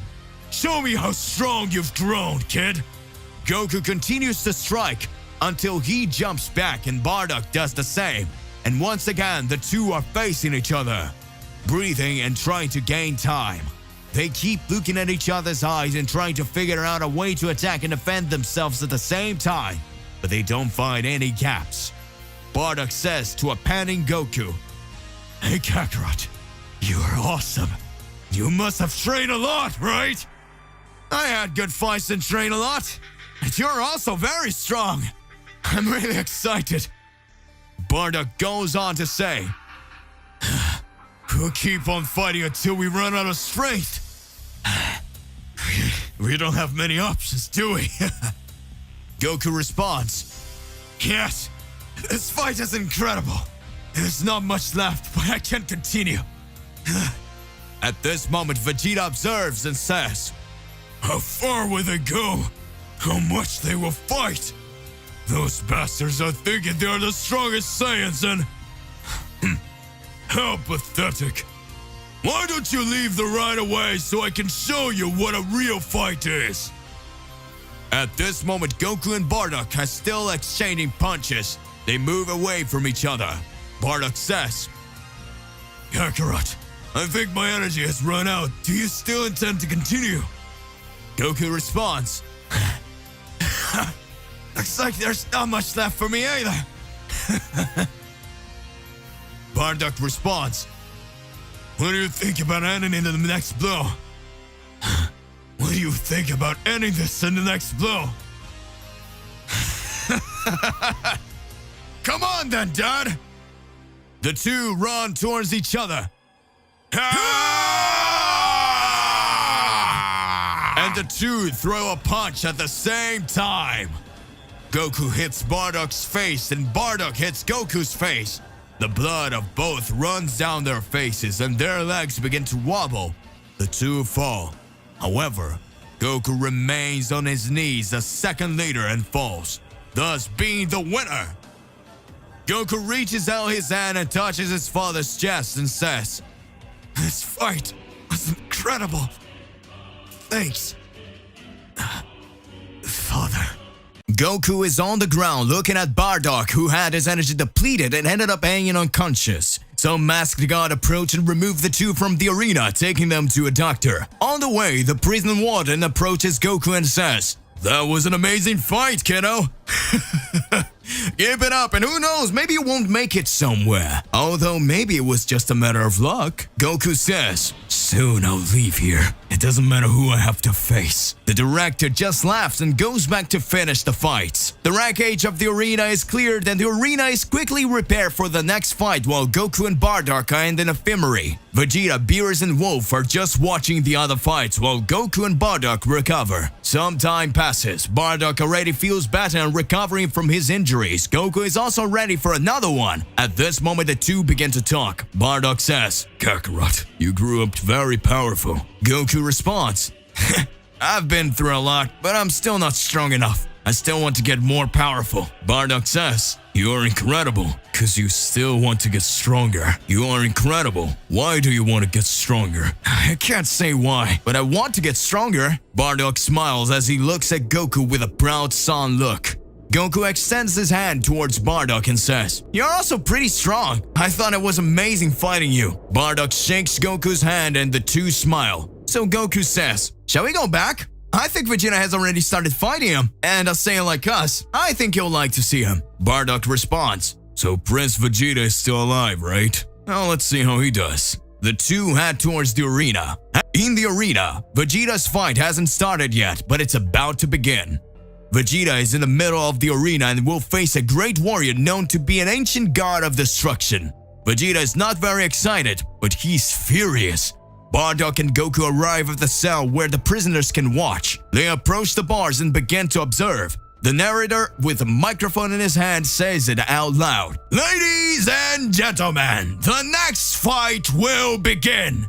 On one side, the Prince of all Saiyans, Vegeta, an incredibly skilled and strong warrior. And on the other side, an ancient god of destruction, known to have fallen to the exile and forfeited the right to be a deity, the fallen god, the coldest is Troublesom's destroyer Hades.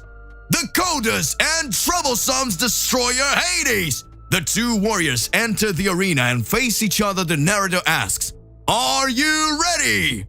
And then it starts counting 3, 2, no. And then they start counting 3, 2, 1, begin! Vegeta goes on top of the god, who doesn't give a chance and already holds Vegeta by the neck, hitting him on the ground that breaks.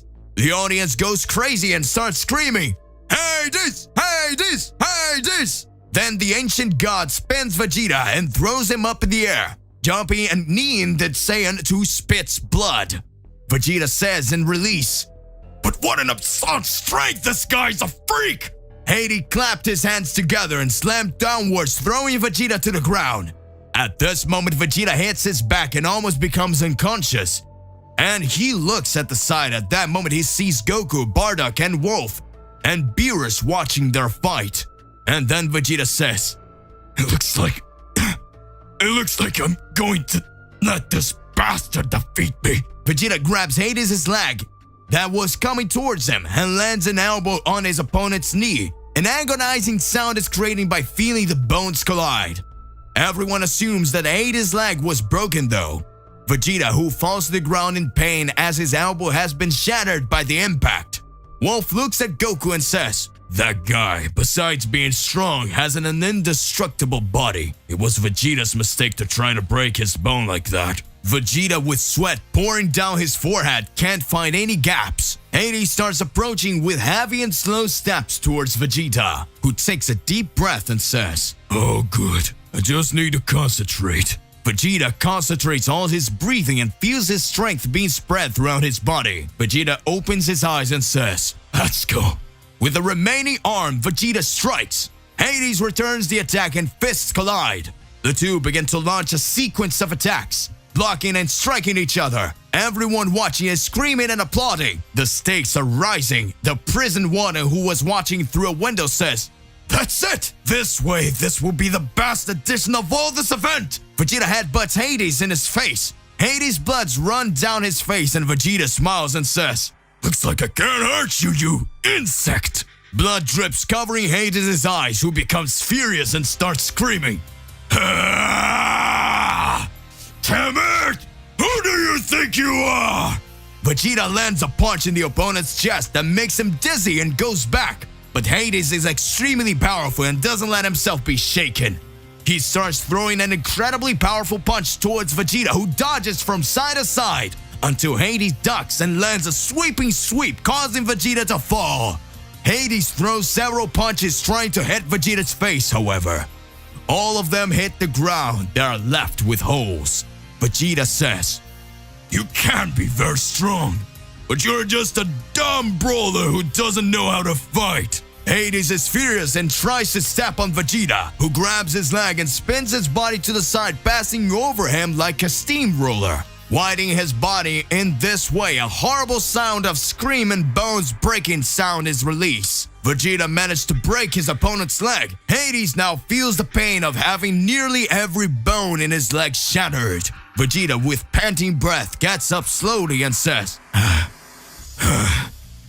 finally managed to find a weakness on this idiot. You're not very smart. You're only strong when you concentrate your strength on some parts of your body, so that region is indestructible and incredibly strong. But if I hold you and you try to attack me, the part I hold will be vulnerable, because you will try to hit me." Everyone watches in disbelief. Vegeta is confident, but Hades gets up and uses only one leg to stand. Does his attack pose, and Vegeta gets angry and says, So you still want to catch up? Hades responds, You're nothing, you trash! Vegeta goes up, but Hades holds his leg and starts hitting several punches on Vegeta, who starts spitting blood. Hades holds the Saiyan by the hair and drags his face to the arena floor. Everyone starts screaming and Hades says, My congratulations for breaking my leg, but I don't need them to kill you! Vegeta then raises his hand and grabs Hades' rib just under his arm and squeezes with all his might. You can see the blood appearing at the site. Vegeta manages to grab his opponent's bone, and then Vegeta spins him to the side, throwing it up, then hitting him on the ground without breaking his rib.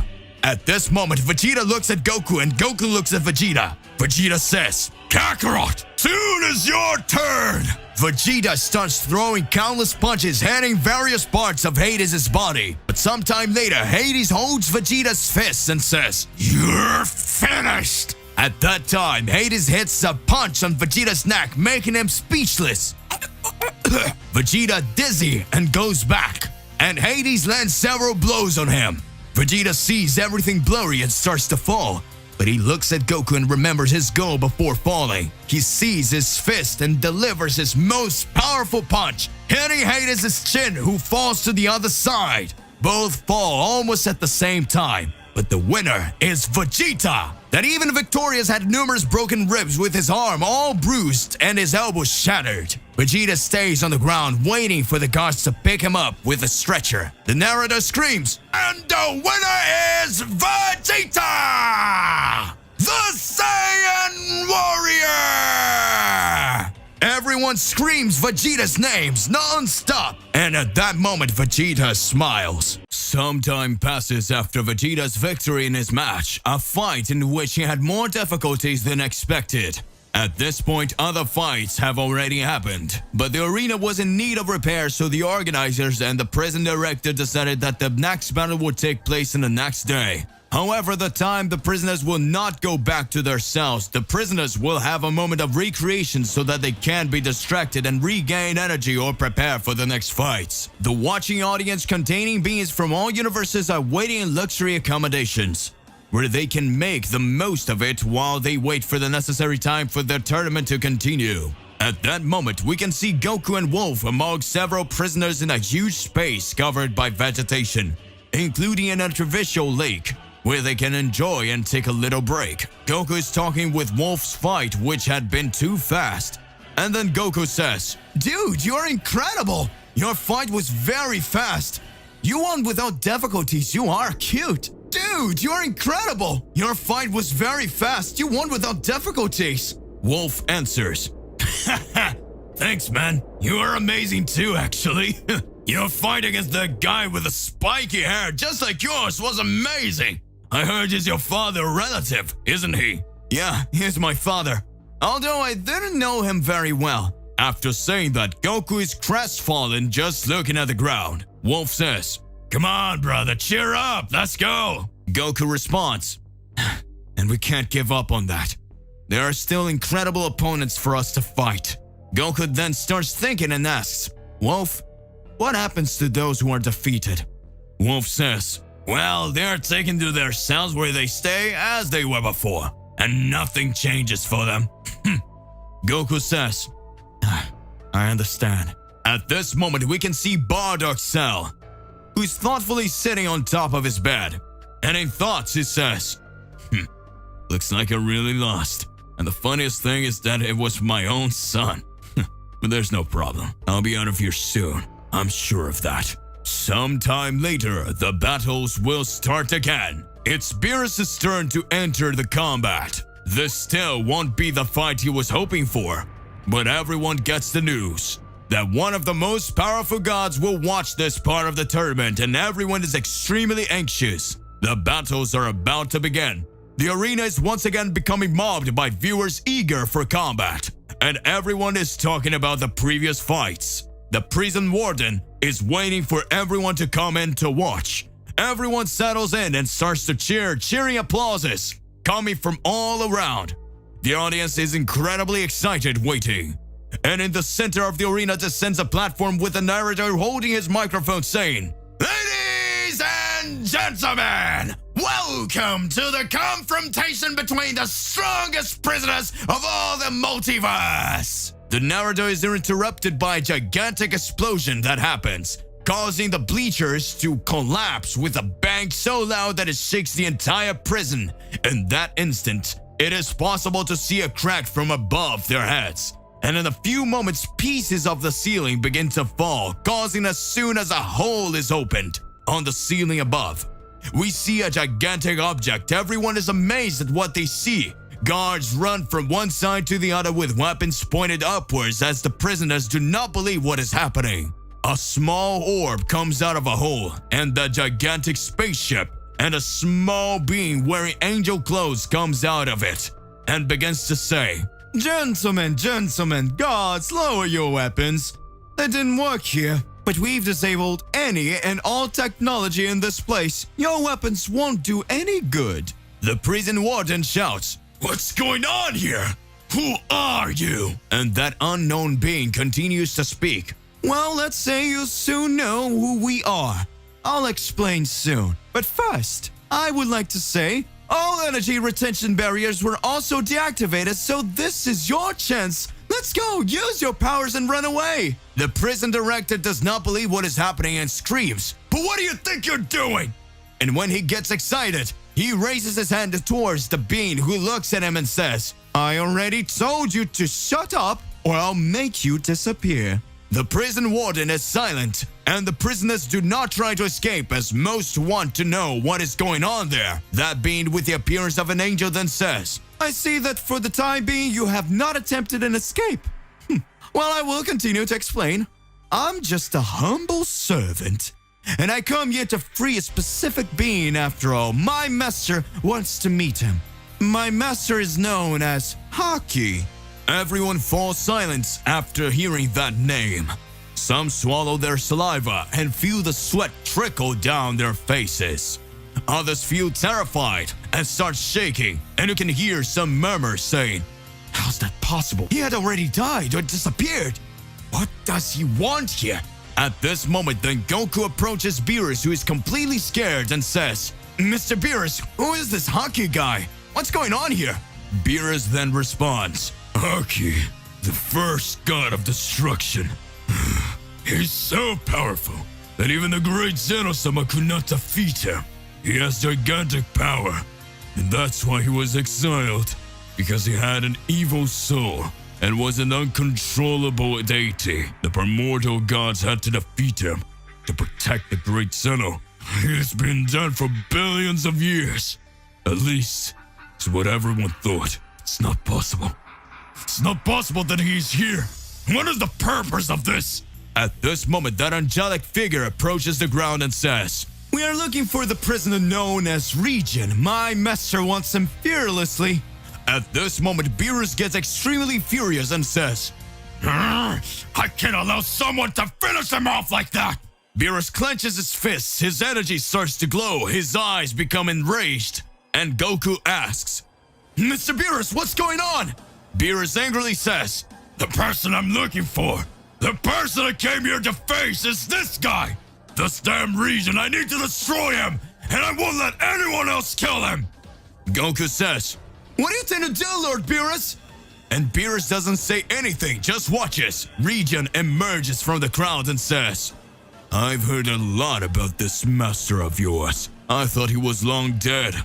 So does that mean he came to me?"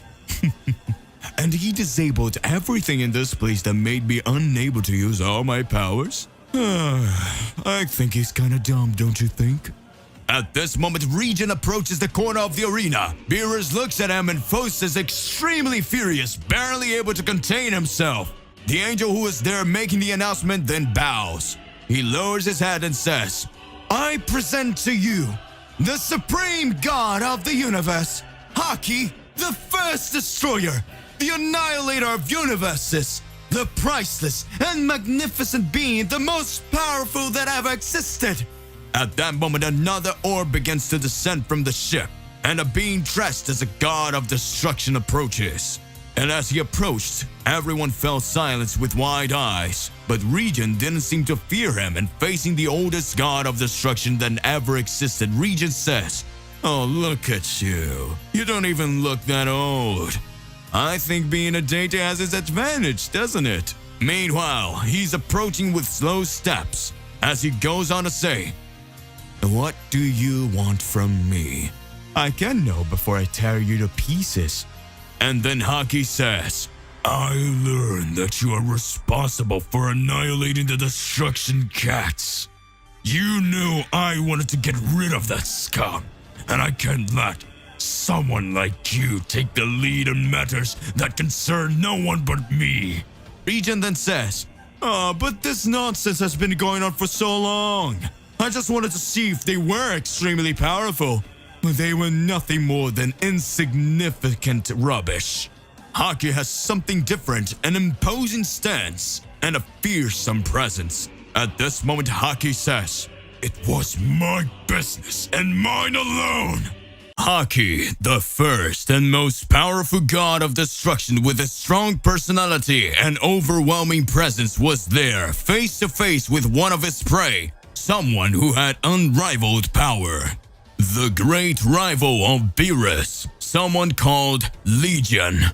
Due to his abilities, he didn't feel intimidated at all, and with his sarcasm and teasing tone, he looks up into Haki's eyes and says, "Who knew a legend like you would be defeated by me? This is pathetic." At this moment, Legion closes his fist. However, when going to attack, he feels an extremely powerful punch hitting his face, knocking him to the ground. The punch was so strong that it caused the wall of the other side to be completely destroyed, just at the price of that incredible power. At this point, no one understands what had happened. After all, Haki hadn't moved and hadn't even attacked him. Goku looks to the side and doesn't see Beerus. Yes, at this moment he was the one who had attacked the Legion. The god of destruction of the Universe 7, Beerus, couldn't hold back and didn't think twice. He just went after his enemy. Legion looks at Beerus and says, "Looks like I didn't exterminate your whole race. There's still one left." Haki looks at Beerus and approaches his face and says, "You're a god of destruction too. How interesting. I see you're pretty brave, aren't you? Do you dare to appear in front of me and steal my prey? Who do you think you are, you arrogant trash?" Beerus looks at Haki with a serious face and says, "No one but me is going to destroy this guy." Haki then responds, "Oh good. You destroy him first." At this moment, Haki points his finger at Beerus and an energy begins to form on the tip. Goku looks at Vegeta and Wolf and says, "That guy's going to destroy Mr. Beerus. We can't let him do that." But Vegeta is looking transfixed with such power. Wolf looks at Goku and says, "We cannot do anything." At this moment, Beerus is totally scared, but trying to maintain the pose of being an unshakable deity. However, Haki says, I think I thought better of it." And with the other hand, he touches the head of Legion that was next to him. At this point, Legion starts screaming and looks at his hand that starts to disintegrate. His screams of pain and despair take over everything as he starts to disappear to turn to dust. Beerus sees that he was entering a state of decomposition of matter, where he would consume himself until he disappeared. Haki says, "I was going to destroy you first, but that wouldn't be as much fun as making you hate yourself for not being able to stop me from ending him." Beerus is furious, his ki explodes, he raises his energy to the maximum, and with a cry of anguish he says, "No! It was mine!" Haki says, "As you disrespected me, I will go to your universe and I will end everything. And when it is over, I will come back and destroy you." At this moment, Goku gets scared and screams, "Hey, you can't do that! There are thousands of innocent people there!" Haki looks at Goku and says, Well, what we have here? A mortal meddling in the affairs of deities? What an idiot." Goku tries to approach, but Wolf grabs his arm and says, "Don't be dumb, Goku. Don't do that."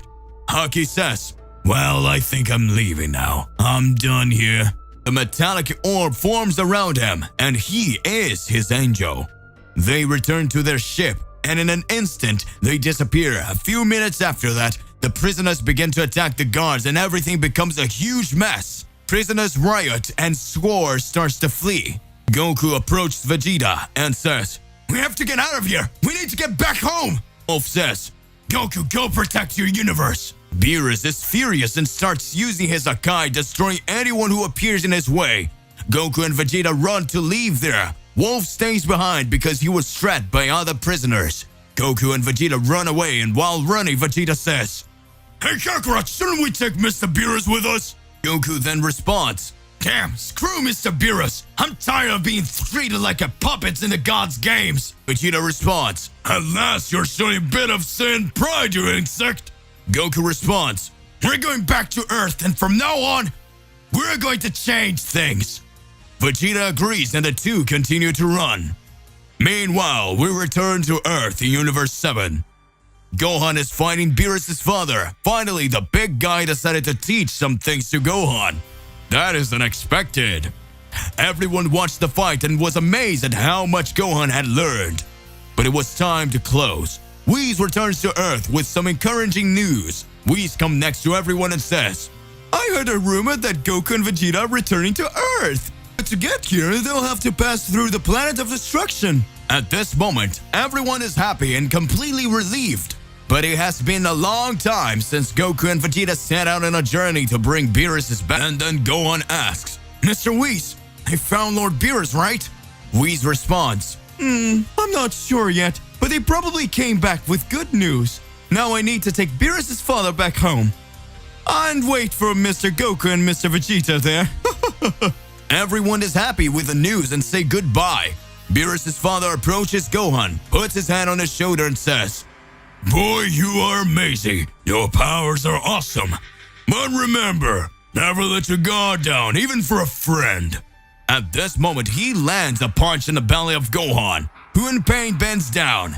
And with one of his eyes closed and the other open, with his hand on his belly, makes a thumbs up sign and stuttering in pain says, "I understood. Thank you very much." And then Whis teleported away Beerus' father. Upon arriving on the planet of destruction, the father of Beerus and Whis go to the portal where it would be possible for him to return home, and when he gets close, he says, "It was pretty cool ride. I hope one day I can do it again and maybe fight the Ken again." Whis looks at him with a smile and says, "So you really liked Gohan? He's a very good boy and incredibly powerful. One of these times I'll arrange for you to fight again." Beerus' father then bows and says, "Thank you very much, Mr. Whis. See you soon then." At this moment, he enters the portal and the great door closes. In this way, we see Beerus' father leave for his world. Whis starts walking back to the palace and on the way starts talking to himself. "I feel that Goku and Vegeta are getting closer, but I don't feel the presence of Beerus. Did they not find him? I'll wait, so I'll know soon. About that, I'm going to eat this delicious hot dog I got with Boma."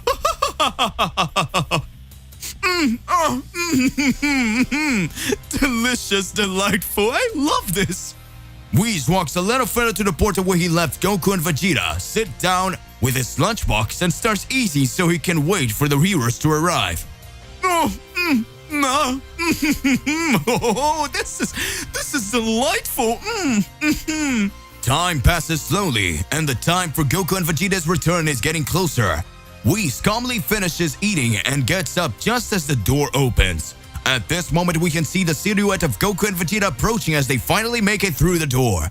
They are still wearing prison clothes. They are torn, and Whis, recognizing that uniform, says, "Oh, but what clothes are these? Where's Mr. Beerus? Let's go, I'll have your new clothes, but explain everything to me, right now." At this time, Whis uses his power and makes Goku and Vegeta appear with their normal clothes that they always wear again. And then the two explain everything that had happened so far. But at this moment, Goku is more serious than usual, and Whis starts to say, "So Lord Beerus didn't want to come back. I'll go get him back myself. Now we will need him more than ever." And then Goku says, "Mr. Whis, we're tired of these games played by the gods, and we will no longer be a part of it." Whis says, "What do you mean by that?" Goku responds, "I will go home now, but I've made up my mind. I will use my God Killer powers and face all the gods of all universes. Goku, Vegeta, and Whis are looking at each other and the atmosphere is tense. An energy of misunderstanding hangs in the air, and Goku is furious. Goku says, "We're not toys to be sent around. We're taking risk whenever the gods will so. I made up my mind. I will overcome them all, and in this way I will be free. I will free all mortals." Vegeta is impressed with Goku's attitude and can't believe what he just heard, but enters in the middle of discussion and says, "Well, I don't really identify with Kakarot at all, but this time he's right. Whenever something happens to the gods, mortals pay the price. This cannot happen anymore." Goku then continues to say, "Mr. Whis, I will leave now, and when you meet Mr. Beerus, say so, that soon I will face him, and it will be for the last time." Goku looks at Vegeta and says, "Let's go, Vegeta." Vegeta responds, "Don't give me orders, you insect." Vegeta touches Goku's shoulder, who concentrates and teleports back to Earth. Arriving there, Goku sees Gohan and the others, and everyone runs to hug Goku and Vegeta. But Vegeta doesn't want to hear about hugs and turns around, crossing his arms, and simply says, all right, just don't come pissing me off." At this point, Gohan starts to tell about all the adventures they had while they were away, and Goku can hardly believe it all. Vegeta is surprised to hear the stories and says, I can't believe Bulma turned into a Super Saiyan. That's dangerous, Bulma." Bulma approaches Vegeta and says, "Don't talk to your wife like that. You who disappeared and now you come with that poker face wanting to teach a moral lesson. Can you explain where you've been all this time?" Vegeta then explained everything that had happened while Gohan and the others watched and listened, along with Goku. And then Bulma starts talking. So it means you were prized. And you still have the nerve to fight me? You're a delinquent, Vegeta. I don't believe in such a thing. Don't come closer to me. No, don't come closer. No. Vegeta, after being scolded by his wife, is completely embarrassed and tries to explain himself. "Bulma, no, it's not my fault. It was Kakarot's fault, this imbecile." And this discussion goes on for quite some time, until tempers begins to calm down again. And then after explaining, Goku is extremely upset with the position of the gods and says, "Guys, we can no longer accept what the gods do, and I decided that I would travel the universes and recruit the warriors who want to face the gods with me. Ever since I got the powers of a god killer, I have doubts whether or not to face the gods. But now I've decided there's no other alternative." Gohan approaches and says, "But Dad, if you start fighting the gods, it could cause a war that would end all the universes." And Goku responds, "I know, my son, but there's no other way. If we don't fight, at some point all universes will suffer. There's only one choice we have. And now I have powers to stop the gods." Gohan tries to say, "But Dad, we should think of another one." Goku stops him and says, "Don't worry, none of you need a fight. This is a journey I will walk alone." Everyone is extremely worried, and Vegeta says, "Kakarot, what if no one wants to join you?" Goku then responds, "As I said, Vegeta, this is a path that I will walk alone if necessary. We can no longer lower our heads and simply obey. The only thing I ask is that you protect the Earth in the meantime." Vegeta then responds, "This time I won't go with you, otherwise Bulma will get even more mad. But I hope you make it." Goku then confidently says, "I'll find a way." Gohan, still dissatisfied, says, "Dad, I think you should think better about this." Goku slaps Gohan on the shoulder and says, "You don't have to worry if something happens to me. I still have you and Goten to take care of your mother, right?" At this point, Gohan lowers his head and says, "It's okay, Dad. Good luck in your journey." Goku then uses his teleportation and disappears. As Beerus has not returned yet, Goku's first target would be the nearest universe. After all, there were also a destroyer god Champa, Beerus' brother. Goku had learned to use his god killer power to travel between universes without difficulty, so he could transition between one and other universe, and in this way, Goku decides to go to Universe 6. Meanwhile, in Champa's palace, we see Vados watching as Champa eats hundreds of bowls of food that he had gone to planet Earth from his universe to fetch. And Vados tries to warn him by saying, "Mr. Champa, if you keep eating like this, you end up exploding." Champa then says, "Shut up, woman!" He soon brings another bowl. Vados obeys and sees that there is no point of warning him. And so it goes on for a while. Meanwhile, we can observe a small planet where Goku had just arrived. He wanted to meet someone he knew, but he could feel the presence, but he could not locate it. In the distance, we see Hit watching, and then Hit says, "Why do I feel Goku's ki? What are you doing here, Goku? Do you want to fight me again?" How interesting. I think I'll ask in person. Goku walks across that plane until he hears a familiar voice. "Hey, Son Goku. How long has it been?" Goku looks to the side and answers, "At last I found you." Hit then comes over and asks, "What are you doing here? Came here to fight me again? Another round that you would like to lose?" Goku responds, "Actually, I came here to fight your god of destruction." Hit then says, "Oh, I understand. So you finally decided to become a god hunter, have you? Oh, I see. So you decided to become a bounty hunter like me, have you?" Goku responds, "That's not it. Just tell me how to find him, and stay out of my way." That didn't even look like the Goku we know anymore. The coldness and anger in his gaze made him dangerous and unpredictable. Hit responds, "You changed, Goku. But as it is, I think I owe you one. I'll tell you how to find him. Just travel to the center of the universe. When you're there, concentrate and try to feel the energy of destruction. If you find it, you'll know you found Champa." Goku responds, "Thanks. I'll be right then." Later, Goku says goodbye to Hit, and they go towards their destination. Goku arrives at the center of the universe, and there he begins to meditate, to concentrate until he feels the energy of destruction and then go towards it. Arriving there, he finds Vados, and when he sees Goku, Vados asks, "What are you doing here, Goku?" Goku responds, "I came to defeat Champa." Vados says, "He is sleeping. I can help with anything." Goku responds, "Wake him up." And then seeing how serious Goku is, Vados decides to do as he asks. Champa wakes up furious and runs towards Goku to find out what was going on, and when he gets there, Goku starts to say, "You arrogant gods! You don't understand how to value the power they have, and that's why I'm here, to correct your transgressions like gods." Champa is furious and wants to go after Goku. Vados then says, "Mr. Champa, you better watch out. There's something different with his eyes." Goku then says, "Vados, take us to a place where we can fight." Vados then hits her staff on the ground and teleports the two to the empty world. And so the two are face to face. Champa asks, "What do you want?" Goku responds with a smile on his face, "I want to defeat you, just that." Champa laughs. "Defeat me?" Goku answers, "And now it all starts. I'll end you."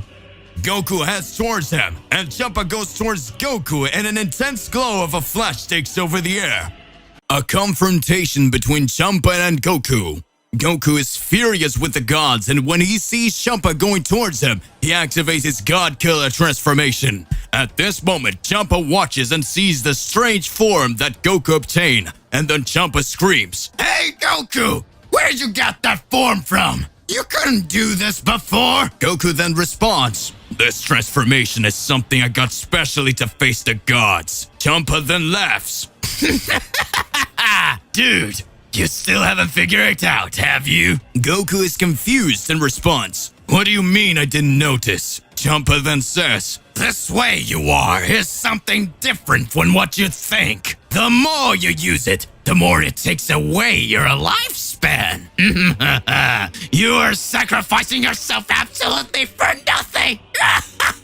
Goku looks down at his hand and takes a deep breath, and in thoughts he says, "I don't know if it's true, but even if it is, it's too late. I will use it anyway, even if in the end I ended up dying." Goku then looks at Champa and says, "That doesn't matter. What really matters is that I can finish you off." Champa then responds, "Boy, you can try." At this moment, Champa disappears and appears behind Goku. He has his Hakai ready to exterminate Goku, who strikes his hand, causing the attack to dissipate. Champa spins around and lands a punch on Goku's face, who goes backwards. And with his tense aura, he strikes the air and goes towards Champa. Vados, who was watching everything, is impressed with how powerful Goku is. After all, now he's able to fight on equal footing against the god of destruction. Goku exchanges blows with Champa, and everything that exists around them is destroyed in an instant. Champa starts to get out of breath, but he doesn't find gaps in Goku's defense, and after thinking it would be a simple fight, he's starting to regret it. Champa then says,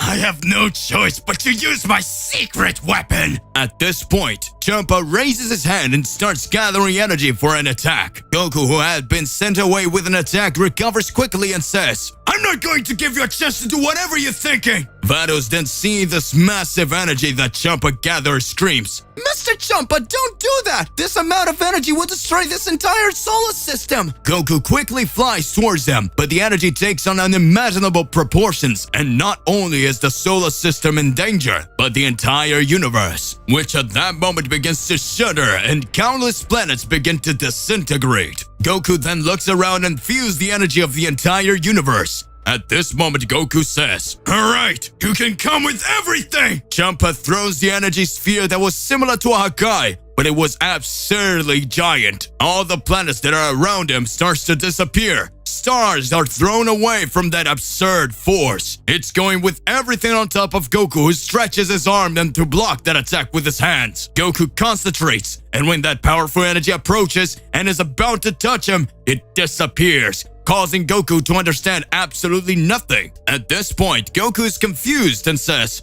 "Huh? But what was that? Where did the attack go?" And then Goku realizes Champa is behind him, saying, "So you let your guard down, as planned.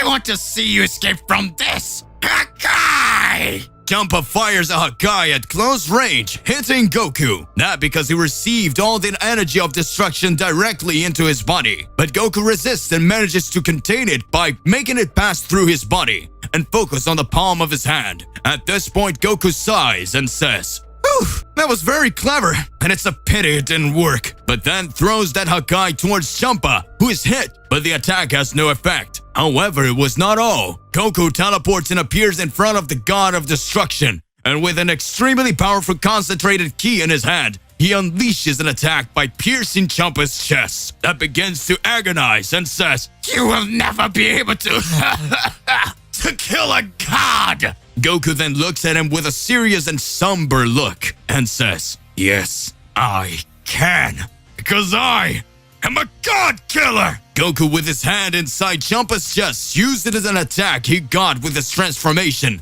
something similar to the Hakai, but effective against the gods. And when shooting inside Champa's body, it disintegrates from the middle inside out. At this very moment, Goku's transformation ends and he begins to fall. Vados, who is right next to him, quickly grabs him and takes him to safety and starts tending to his wounds. A while passes until Goku wakes up. He's scared and can't understand where he is or how he got there until Vados appear next to him and he says, "What do you want here? Do you want to get revenge for me breaking up the Champa?" She answers, That's not it. I treated your wounds and stayed here with you while you healed. Goku asks, "How long have I been unconscious?" And she responds, Well, let's see. In human time, you were here for about 2 weeks. Goku is amazed at what he heard and said, "I need to get out of here. I need to go after another god." Vados then says, That won't be so easy. You killed a deity, and soon you will have to explain yourself to the great Zeno. Goku then says, "I don't owe anyone an explanation. The gods, the angels, you always think you can manipulate everything however you want, but now it won't be like that anymore." Vados says, I don't know what your motivations are, but I would like to follow you. Goku doesn't understand what she means and asks, "Why do you want to follow me?" She answers, I see that you're not the same Goku as before, and I'm curious to know how you will destroy the gods. I want to be around. Goku says, "Do whatever you want, but if you try to stop me, I'll fight you too." Vados then says, Don't worry, I just want to watch. Goku then responds, "Whatever." Meanwhile, at Zeno's Daishikan's palace. He meets with Zeno-sama to tell him what happened, and when approaching, Daishikan says, Lord Zeno, Son Goku destroyed a god of destruction. This was a very reckless thing to do. What will you do about it? Zeno then responds, I won't do anything. We really needed to replace the current gods. If Goku gets rid of them, at least we don't have to erase them. Daishikan answers, And of course, Zeno-sama, I understand. and the high priest bows to the great Zeno and leaves the palace. Outside the palace, we see huge rocks with spheres on top. But in one of them, one of the spheres is off, while the others emit a glow, each one representing a universe and its respective god of destruction. However, number 6 is off. That is, Universe 6 was collapsing after all. With one of its gods exterminated, the balance has been compromised. Meanwhile, we observe Goku being accompanied by Vados that decided to follow on his journey. Goku is currently roaming the cosmos to find a way to go in search of a new target, to go on a search of a new god so that he can face him. And so, his journey continues. Goku's thoughtful, but even full of doubts, there are no more ways to go back on his decision. After all, he had already become a god killer, because he already used his power to kill a god, so there were no more choices he needed to continue his path. Vados asks, Son Goku, what is your motivation? Goku says nothing. Vados tries to create a dialogue but does not get answers. However, Vados sees that Goku is too weak and says, Mr. Goku, how about we stop on some planet for a meal? At that moment, Goku's stomach starts to rumble, and he decides to stop. The universes are now in his hands. Goku and Vados will go on a great journey in search of the gods, and Goku wants to get rid of the burden of being a mere puppet. Goku and Vados are traveling the universe together. Vados obtained the cosmic cube so they could travel through space without worry. Goku is eating because he hasn't eaten in a while, and he's dying of hunger. However, Goku is different. Goku is not the same after everything he's faced. Upon obtaining the form of a god killer, Goku is taken by hatred and his spirit just wants to achieve his goals, to make the gods stop using mortals for their own benefit. Goku has become colder. His personality is more like of a saiyan. And after meeting his father, Goku realized that to end injustices, he should let the Saiyan within him speak louder. At this moment, Goku is just a being who seeks to find freedom and reach where no one else can. He needs to fight the gods even if it ends up corrupting him or destroying him. But one way or another, he needs to fight. Vados is increasingly intrigued by Goku because she realizes that every second he gets more powerful without training. Wherever he exceeds his limits, he goes further beyond, as if each breath his power is renewed, thus making him stronger. Vados begins to see Goku with different eyes and admires him a little more every moment. And after Goku gets rid of Champa, she sees him as someone capable of battling the gods. The journey continues and Vados decides to ask, Mr. Goku, where are we going now? Have you thought about what your next step might be? Goku looks at her with a cold gaze and responds, It doesn't matter. Let's go anywhere. I still need to recover my energies to go after the gods. Vados then says, Wouldn't you rather talk to Zeno-sama and try to explain yourself? Goku responds, And what good would that do? Vados then says, Probably maybe that would help your mission. And he responds, I don't think it would solve anything. Vados goes on to say, If Zeno decides to erase you, then there won't even be a way to get where you need to be. Goku then becomes thoughtful and then responds, Well then, let's talk to Zeno-sama. Vados then decides to take Goku to Zeno's palace so that they can try to find a way out before Zeno decides to erase Goku from starting to hurt the gods. Meanwhile, in Zeno's palace, the High Priest is observing each universe in some kind of technological device and Zeno is playing with a board game. A game very similar to chess, but people are puppets similar to the gods of destruction of each universe. Daishikan approaches Zeno and says, Lord Zeno, Son Goku is coming to us. Zeno responds, Oh, that's great! It's been a long time since I last met him. The High Priest then responds, Really? Well, he will arrive soon. As soon as he arrives, I will bring you to his presence. Zeno says, All right, I'd like to talk to him. Sometime later, Goku arrives along with Vados, and the High Priest was at the entrance apparently waiting for them. Daishikan says, Welcome, Son Goku. I'll take you to Zeno-sama. Goku looks at Vados, who just makes a sign with his hand, demonstrating that he didn't know anything, and the two start walking following Daishin-kun. They arrived at the hall where Zeno was. At that moment, Zeno gets excited and floats towards Goku, shaking his hand. Zeno seems to be happy, but Goku only shows seriousness, and suddenly the mood changes. Zeno asks, Goku, are you not happy to see me? and he responds, "It's not that, it's just, at the moment I don't know what's going on anymore." Zeno then asks, Goku, well, I have a mission for you. Goku is surprised and responds, "What? What kind of mission?" At that moment, a gloomy climate takes over everything.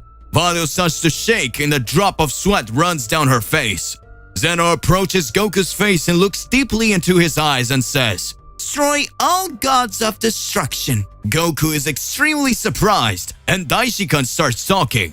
The gods of destruction are no longer qualified for the position they hold. They are neglecting their duties and always end up harming the development of the universes. The great Zeno-sama heard of Son Goku's desire to stop the gods of destruction, and so he decided to make it official. At this point, you have the freedom to face and defeat each one of them. You are now officially a god killer. Goku for a brief moment smiles. Vados observes with a serious face. After all, she doesn't quite understand what's going on. At this moment, the high priest continues to say, Vados will go with you and accompany you on your journey. I hope you can accomplish the mission you so desire, and after accomplishing it, the great Zeno-sama will choose the new gods. At this moment, in respect, Goku kneels and says, I will do this. Vados somehow feels happy because she will be able to accompany Goku. But not even she knows why she was happy, and then the meeting ends. Goku says goodbye to Zeno and Vados, and he goes on his journey. Goku is sitting inside Kubo with his arms crossed. At this point, he's even more motivated to find the gods. And so he says to Vados, now let's find the next gods of destruction. We have a big mission to accomplish. Where should we start? Now where should we start? Vados then responds, At this moment, we're close to Universe 8. We can try to find the destroyer from there, and then officially the mission will be started. Goku responds, okay, let's go. In the Universe 8, Liquids, the god of that universe, was calm on a planet where he could take advantage of doing nothing. After all, working was not his strong point. However, the sky starts to darken. An extremely loud bang makes the planet shudder. And from the middle of the clouds, a cube appears. Inside the cube, Goku and Vados approach. Liquid watches and waits for them to land. When they land, Liquid approaches and asks, Hey, aren't you the warrior from Universe 7? What are you doing here? Goku then responds, I came here to defeat you. Liquid starts laughing and says, How funny. You come all this way to tell jokes. Now, seriously, why did you come here? Goku responds, Are you seeing me laugh? At this moment, Liquid gets angry, closes his fists and stares with a serious look at Goku. And at this moment he says, You really think that a mortal trash like you is capable of defeating me, a deity? Don't you dare to say nonsense anymore. Goku responds, So what do you think you're testing whether your theory is right? Come over here and I'll show you what I can do. Liquid is serious. His aura starts to emanate from Goku, then continue his taunts. For a lazy god, you even have a very strong aura. Let's fight a little. I want to see how far I can get. Goku smiles and Liquid gets even angrier. At this moment he says, Why do you want to face me so badly? It even looks like you're sure you can win. Goku says, Really, I'm sure I can win this fight. And I want to fight you for a simple reason. That all the gods of destruction have already caused enough damage in this universe. Now it's time to make them taste a little of their own poison. But then starts walking slowly, and Goku screams, Come on! Let's start this fight! Are you scared? At that instant, Liquid disappears, reappearing in front of Goku, hitting an extremely powerful punch in his face, throwing him away. Goku lands on the ground but quickly recovers and gets back up. At this moment, Goku says, Finally, we can start. Goku then transforms into God Killer and his aura creates an intense glow that makes everything start to shiver. Liquid looks at that appearance and says, "Oh, now I get it. I will finish off here and now." Seeing Goku in his blue form with that symbol on his chest, Liquid understand that he was a god killer. Someone who obtained such hatred of the gods that he was able to reach an unimaginable level. Arriving thus at an unparalleled level of skills, Liquid knew that the fight would be more difficult than he ever imagined. But he was not afraid, because he was still a deity. But before the fight begins, he asks, "Goku, does the great Zeno-sama knows you're hunting the gods?" And Goku looks at him calmly with his murderous gaze, and then a light breeze makes his hair sway in the wind. This instant, he says, "Yes, Zeno-sama gave me permission." Liquid closes his hand with all his strength. His arm starts to shake, and then he closes his eyes and says, "I understand." At this moment, Vados watched those two beings facing each other, and admiring this moment, she murmurs, what is going on through their heads? Liquid looks around and sees Vados in the distance, watching the confrontation, and then he says to Goku, "Oh, that angel is with you, isn't she? I see Zeno has decided to get rid of us, and for one who intends to become a god slayer, even a traveling companion has been provided." Goku smiles and says, She's here because she wanted to come. I don't care about her. Liquid responds, "It's okay. She's insignificant anyway. Very good. Let's start our fight, Lord Slayer of Gods." And Goku says, "I thought you'd never ask. Let's go then." At this moment, Liquid starts to go on top of Goku with a powerful punch. Goku bends his body completely backwards, seeing the god's fist pass before his eyes. Liquid looks down in awe at Goku's speed, who shoots a juice upwards to hit the belly of the deity, who with the other hand holds Goku's fist, pulling him up, and then swinging him down and throwing him, Goku, into the air using your ki. At this very moment, it propels itself upwards from Liquid. He spins in the air, dodging Goku's onslaught, hitting him in the back with a small energy sphere that explodes, creating a slight pressure in the air, causing Goku to be thrown a few meters away. Liquid gets its tail to boost and fly towards Goku. Vados observes, impressed with the start of the fight. The fight is in fact well balanced, but for a small difference, Liquid still has the advantage. Vados then says, "He is really strong and has amazing skills, but can Goku really win?" Liquid begins to fire a sequence of extremely strong punches, but Goku dodges without difficulty, trying to find a gap in the defense of the god, who ducks down, delivering a blow with his heel, which when hitting Goku throws him hundreds of meters away. At this instant, Liquid exclaims, "Now it's my chance!" He propels his body in the direction that Goku threw himself in, propelling himself through the air towards the Saiyan. With his hand outstretched, he screams, "Akai!" And a purple sphere of energy is created in the palm of his hand.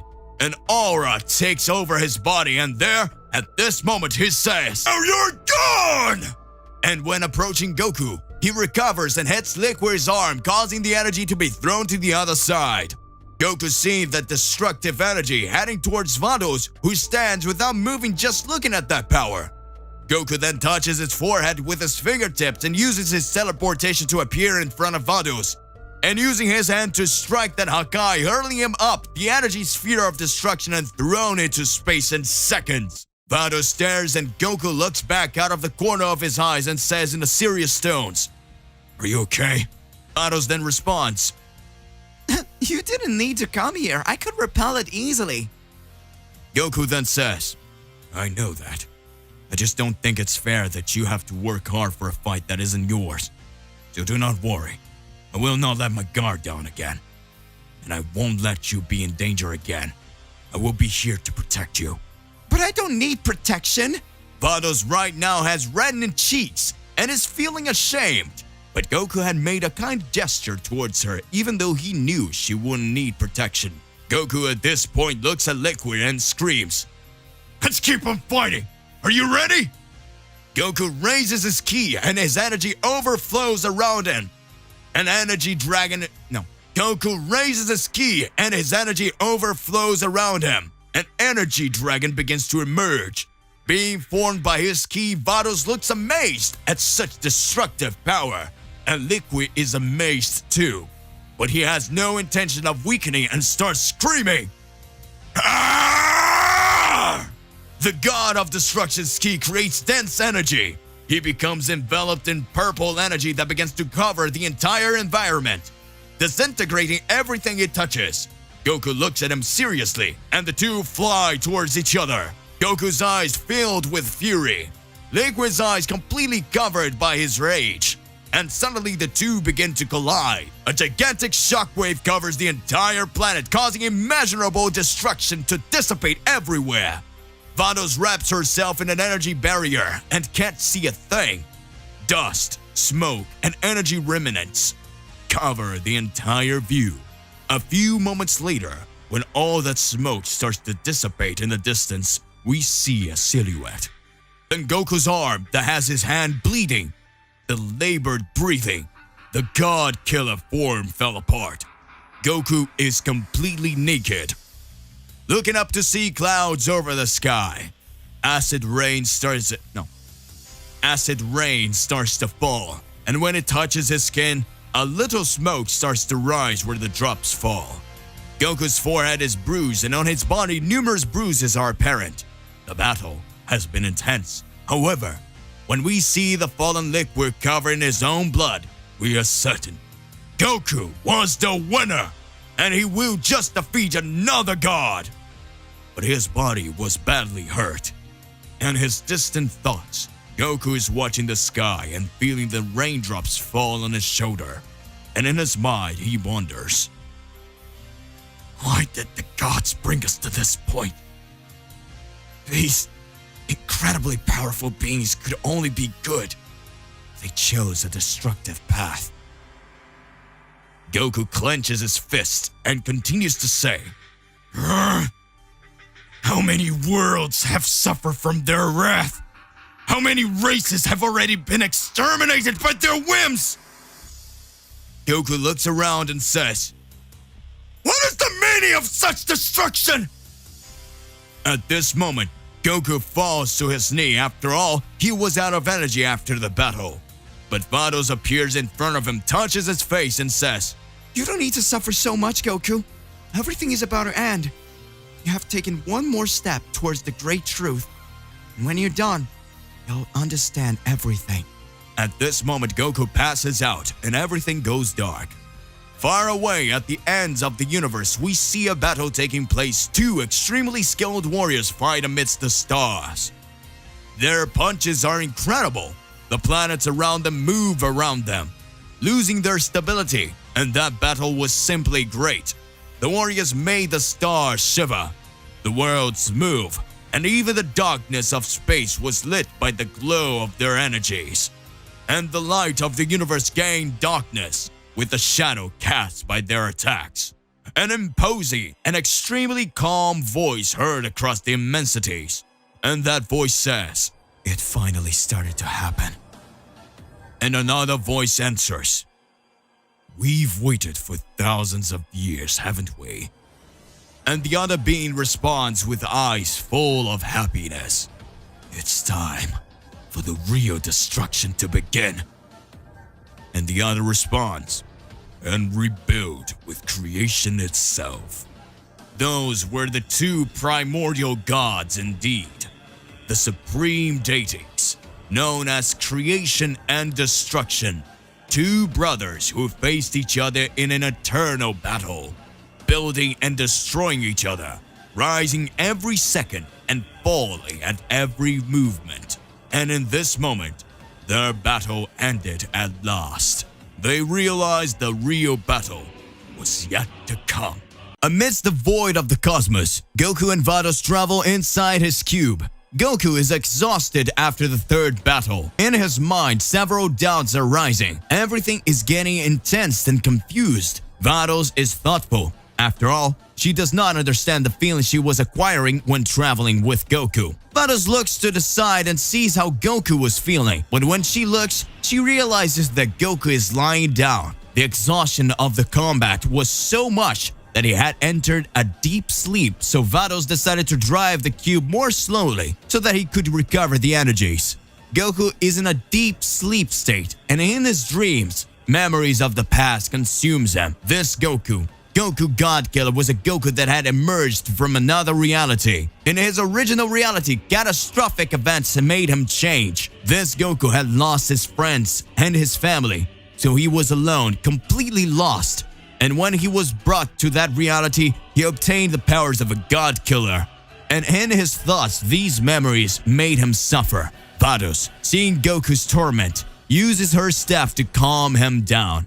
A glow covers the entire cube, and in that instant, Goku's dreams are altered and he's finally able to sleep in peace. In a distance, lost amidst the frontier of universes, at the end of what we know, we see two beings wandering through space, creation and destruction. The supreme gods travel towards infinity, looking for a path that will show them the opportunity to make them find their destiny. Meanwhile, we see another universe. We can observe Geras, goddess of destruction of the universe too, on a rocky planet. With grey plains, a frozen world, we see the destroyer deity of Universe 2 looking around. And at this moment, she begins to reflect and says, It's been a while since in the gods of destruction we were abandoned by angels. I wonder what's going on. Where have all the angels gone? The goddess of destruction had already walked alone for a long time and thought. After all, sometime in several universes, angels abandoned their respective gods of destruction apparently for no reason. However, as everyone knows, this was yet another order from Zeno-sama, who had lost the trust of the gods, ordering all the angels to return to their palace so that they could decide who would replace these gods after Goku exterminated them. Geras, goddess of destruction of the universe 2, she's tired of being alone, and at this moment she makes a decision. She looks around her and says, I'm tired of waiting on this goddamn planet. I'll go find out what's going on myself. And so at this moment, she flies off into space. And she says, I'd rather go to another world than stay here waiting. So before leaving the planet's atmosphere, she creates a small sphere of energy in her hand and says, and she leaves the atmosphere in a matter of seconds. That world disintegrates, thus disappearing. And she begins to wander through space. On the other side of the universe, inside the Vados cube, she watches Goku, but in a few moments, he starts to wake up, and when he wakes up, he asks for Vados. Where are we? Have we arrived in another universe yet? Vados responds, Welcome back, Mr. Goku. We're already in Universe 2. Here we can find a goddess of destruction. Goku then observes and responds, How long did I sleep? Vados responds, In Earth time, well, you slept for 3 days. But it looks like you've recovered. And I see you got stronger too. Lord Goku, with each fight, you become even more powerful. Goku then says to Vados, Seems like we've wasted a lot of time, huh? And Vados responds, An important time for you to recover. Don't be rushed. Everything will be resolved at the right time. Vados stops and stares at Goku, who is sitting on his legs crossed in front of him. And then Goku says, What is it? Why are you staring at me? Vados then says, You're not the Goku that belongs to this reality, are you? I see there's something different about you. Goku then responds, You're right. I don't know what happened to this reality's Goku, but I was sent here to fulfill a mission for the gods. But over time, I understood that the gods are not good. Vados then continues to ask, What happened to your family in your reality? And Goku gets sad. He lowers his head and looks down. And at this moment he responds, I had already forgotten. In fact, this whole time I just wanted to forget, but I lost them all. Vados gets extremely serious, and Goku continues to say, Here in this reality, everyone's fine. Everyone was happy to see me, and it's not the same. And even though I'm here surrounded by everyone I know, I'm still alone. Right now, Vados is approaching. She bends down and touches Goku's face and says, If it's up to me, you won't be alone anymore. Vados' cheek is flushed and Goku glares at her. and suddenly the two stand up embarrassed. Some time passes, and traveling through the universe, the two come across something. As they approach, they notice that traveling through space was the goddess of the universe 2 right in front of them, close to the orbit of a nearby planet. That planet's gravity pulls the two towards it, which inevitably falls into the planet. The two take an incredibly powerful hit, destroying everything they hit before falling. And when falling to the ground, a gigantic explosion takes over of everything. The goddess and Goku recover and stands up. But Jairus, the goddess, approaches and says to Goku, "You asshole! What does she think you're doing? Why did you do it?" And without much talk, Goku uses his God Killer transformation and decides to go for it anyway. The goddess then says, "I see you don't want to talk, do you? Alright, let's get this over with." At this moment, she raises her arms and gigantic purple ones are attracted. By slamming their hands together, those gigantic boulders spin Goku in the air, creating an incredibly loud bang. Goku, who was stuck in the middle of those gigantic stones, he releases his energy and makes them explode. Goku emerges from thousands of debris. The wind makes his hair sway and his aura emanates an incredibly powerful energy. The goddess is surprised to see and is stunned by what she is in front of her. At this point, she asks, "Who sent you? Why are you so powerful?" Goku responds, "Zeno-sama. He's the one who sent me. And I am powerful enough only by my desire to kill all the gods." At this moment, then she calms down, takes a deep breath, and begins to fly slowly upwards. And after that, she says, "And then fine. If you want to destroy me, give it a try." She propels herself towards Goku, begin to exchange numerous attacks. The battle becomes more and more intense. Goku holds her by the leg and begins to spin, throwing her towards the mountains that, when they collide with her, are left in pieces. You can see explosions happening everywhere. That world starts to crumble in a matter of minutes, and everything is being destroyed. Spheres of energy of destruction are thrown from all sides, but Goku manages to repel them all with his fists wrapped by his own energy. The battle becomes more and more destructive. Meanwhile, in Zeno-sama's palace, Daishi-kun approaches Zenos, who was watching the fights on screen. And this second he says, "Mr. Zeno, looks like Goku is doing pretty well against the gods. He has already defeated some and already entered into combat with another." Zeno responds, "Goku really is amazing, isn't he? Looks like this is all going to end faster than we thought." Daishi-kun agrees. Universes, we see two entities closer and closer to the reality we know, looking for it out for a long time, and soon the beginning of the end would begin. To be continued. What is the purpose of these new gods? How will be the outcome of this battle between Goku and the goddess of the universe 2? Regardless of what it is more than important that you already expose it here in your comments so that we can enter into that crazy debate. Do not forget to click the like button, subscribe here to the channel, and hit us. And that's it for today. I will see you in the next one. Goodbye.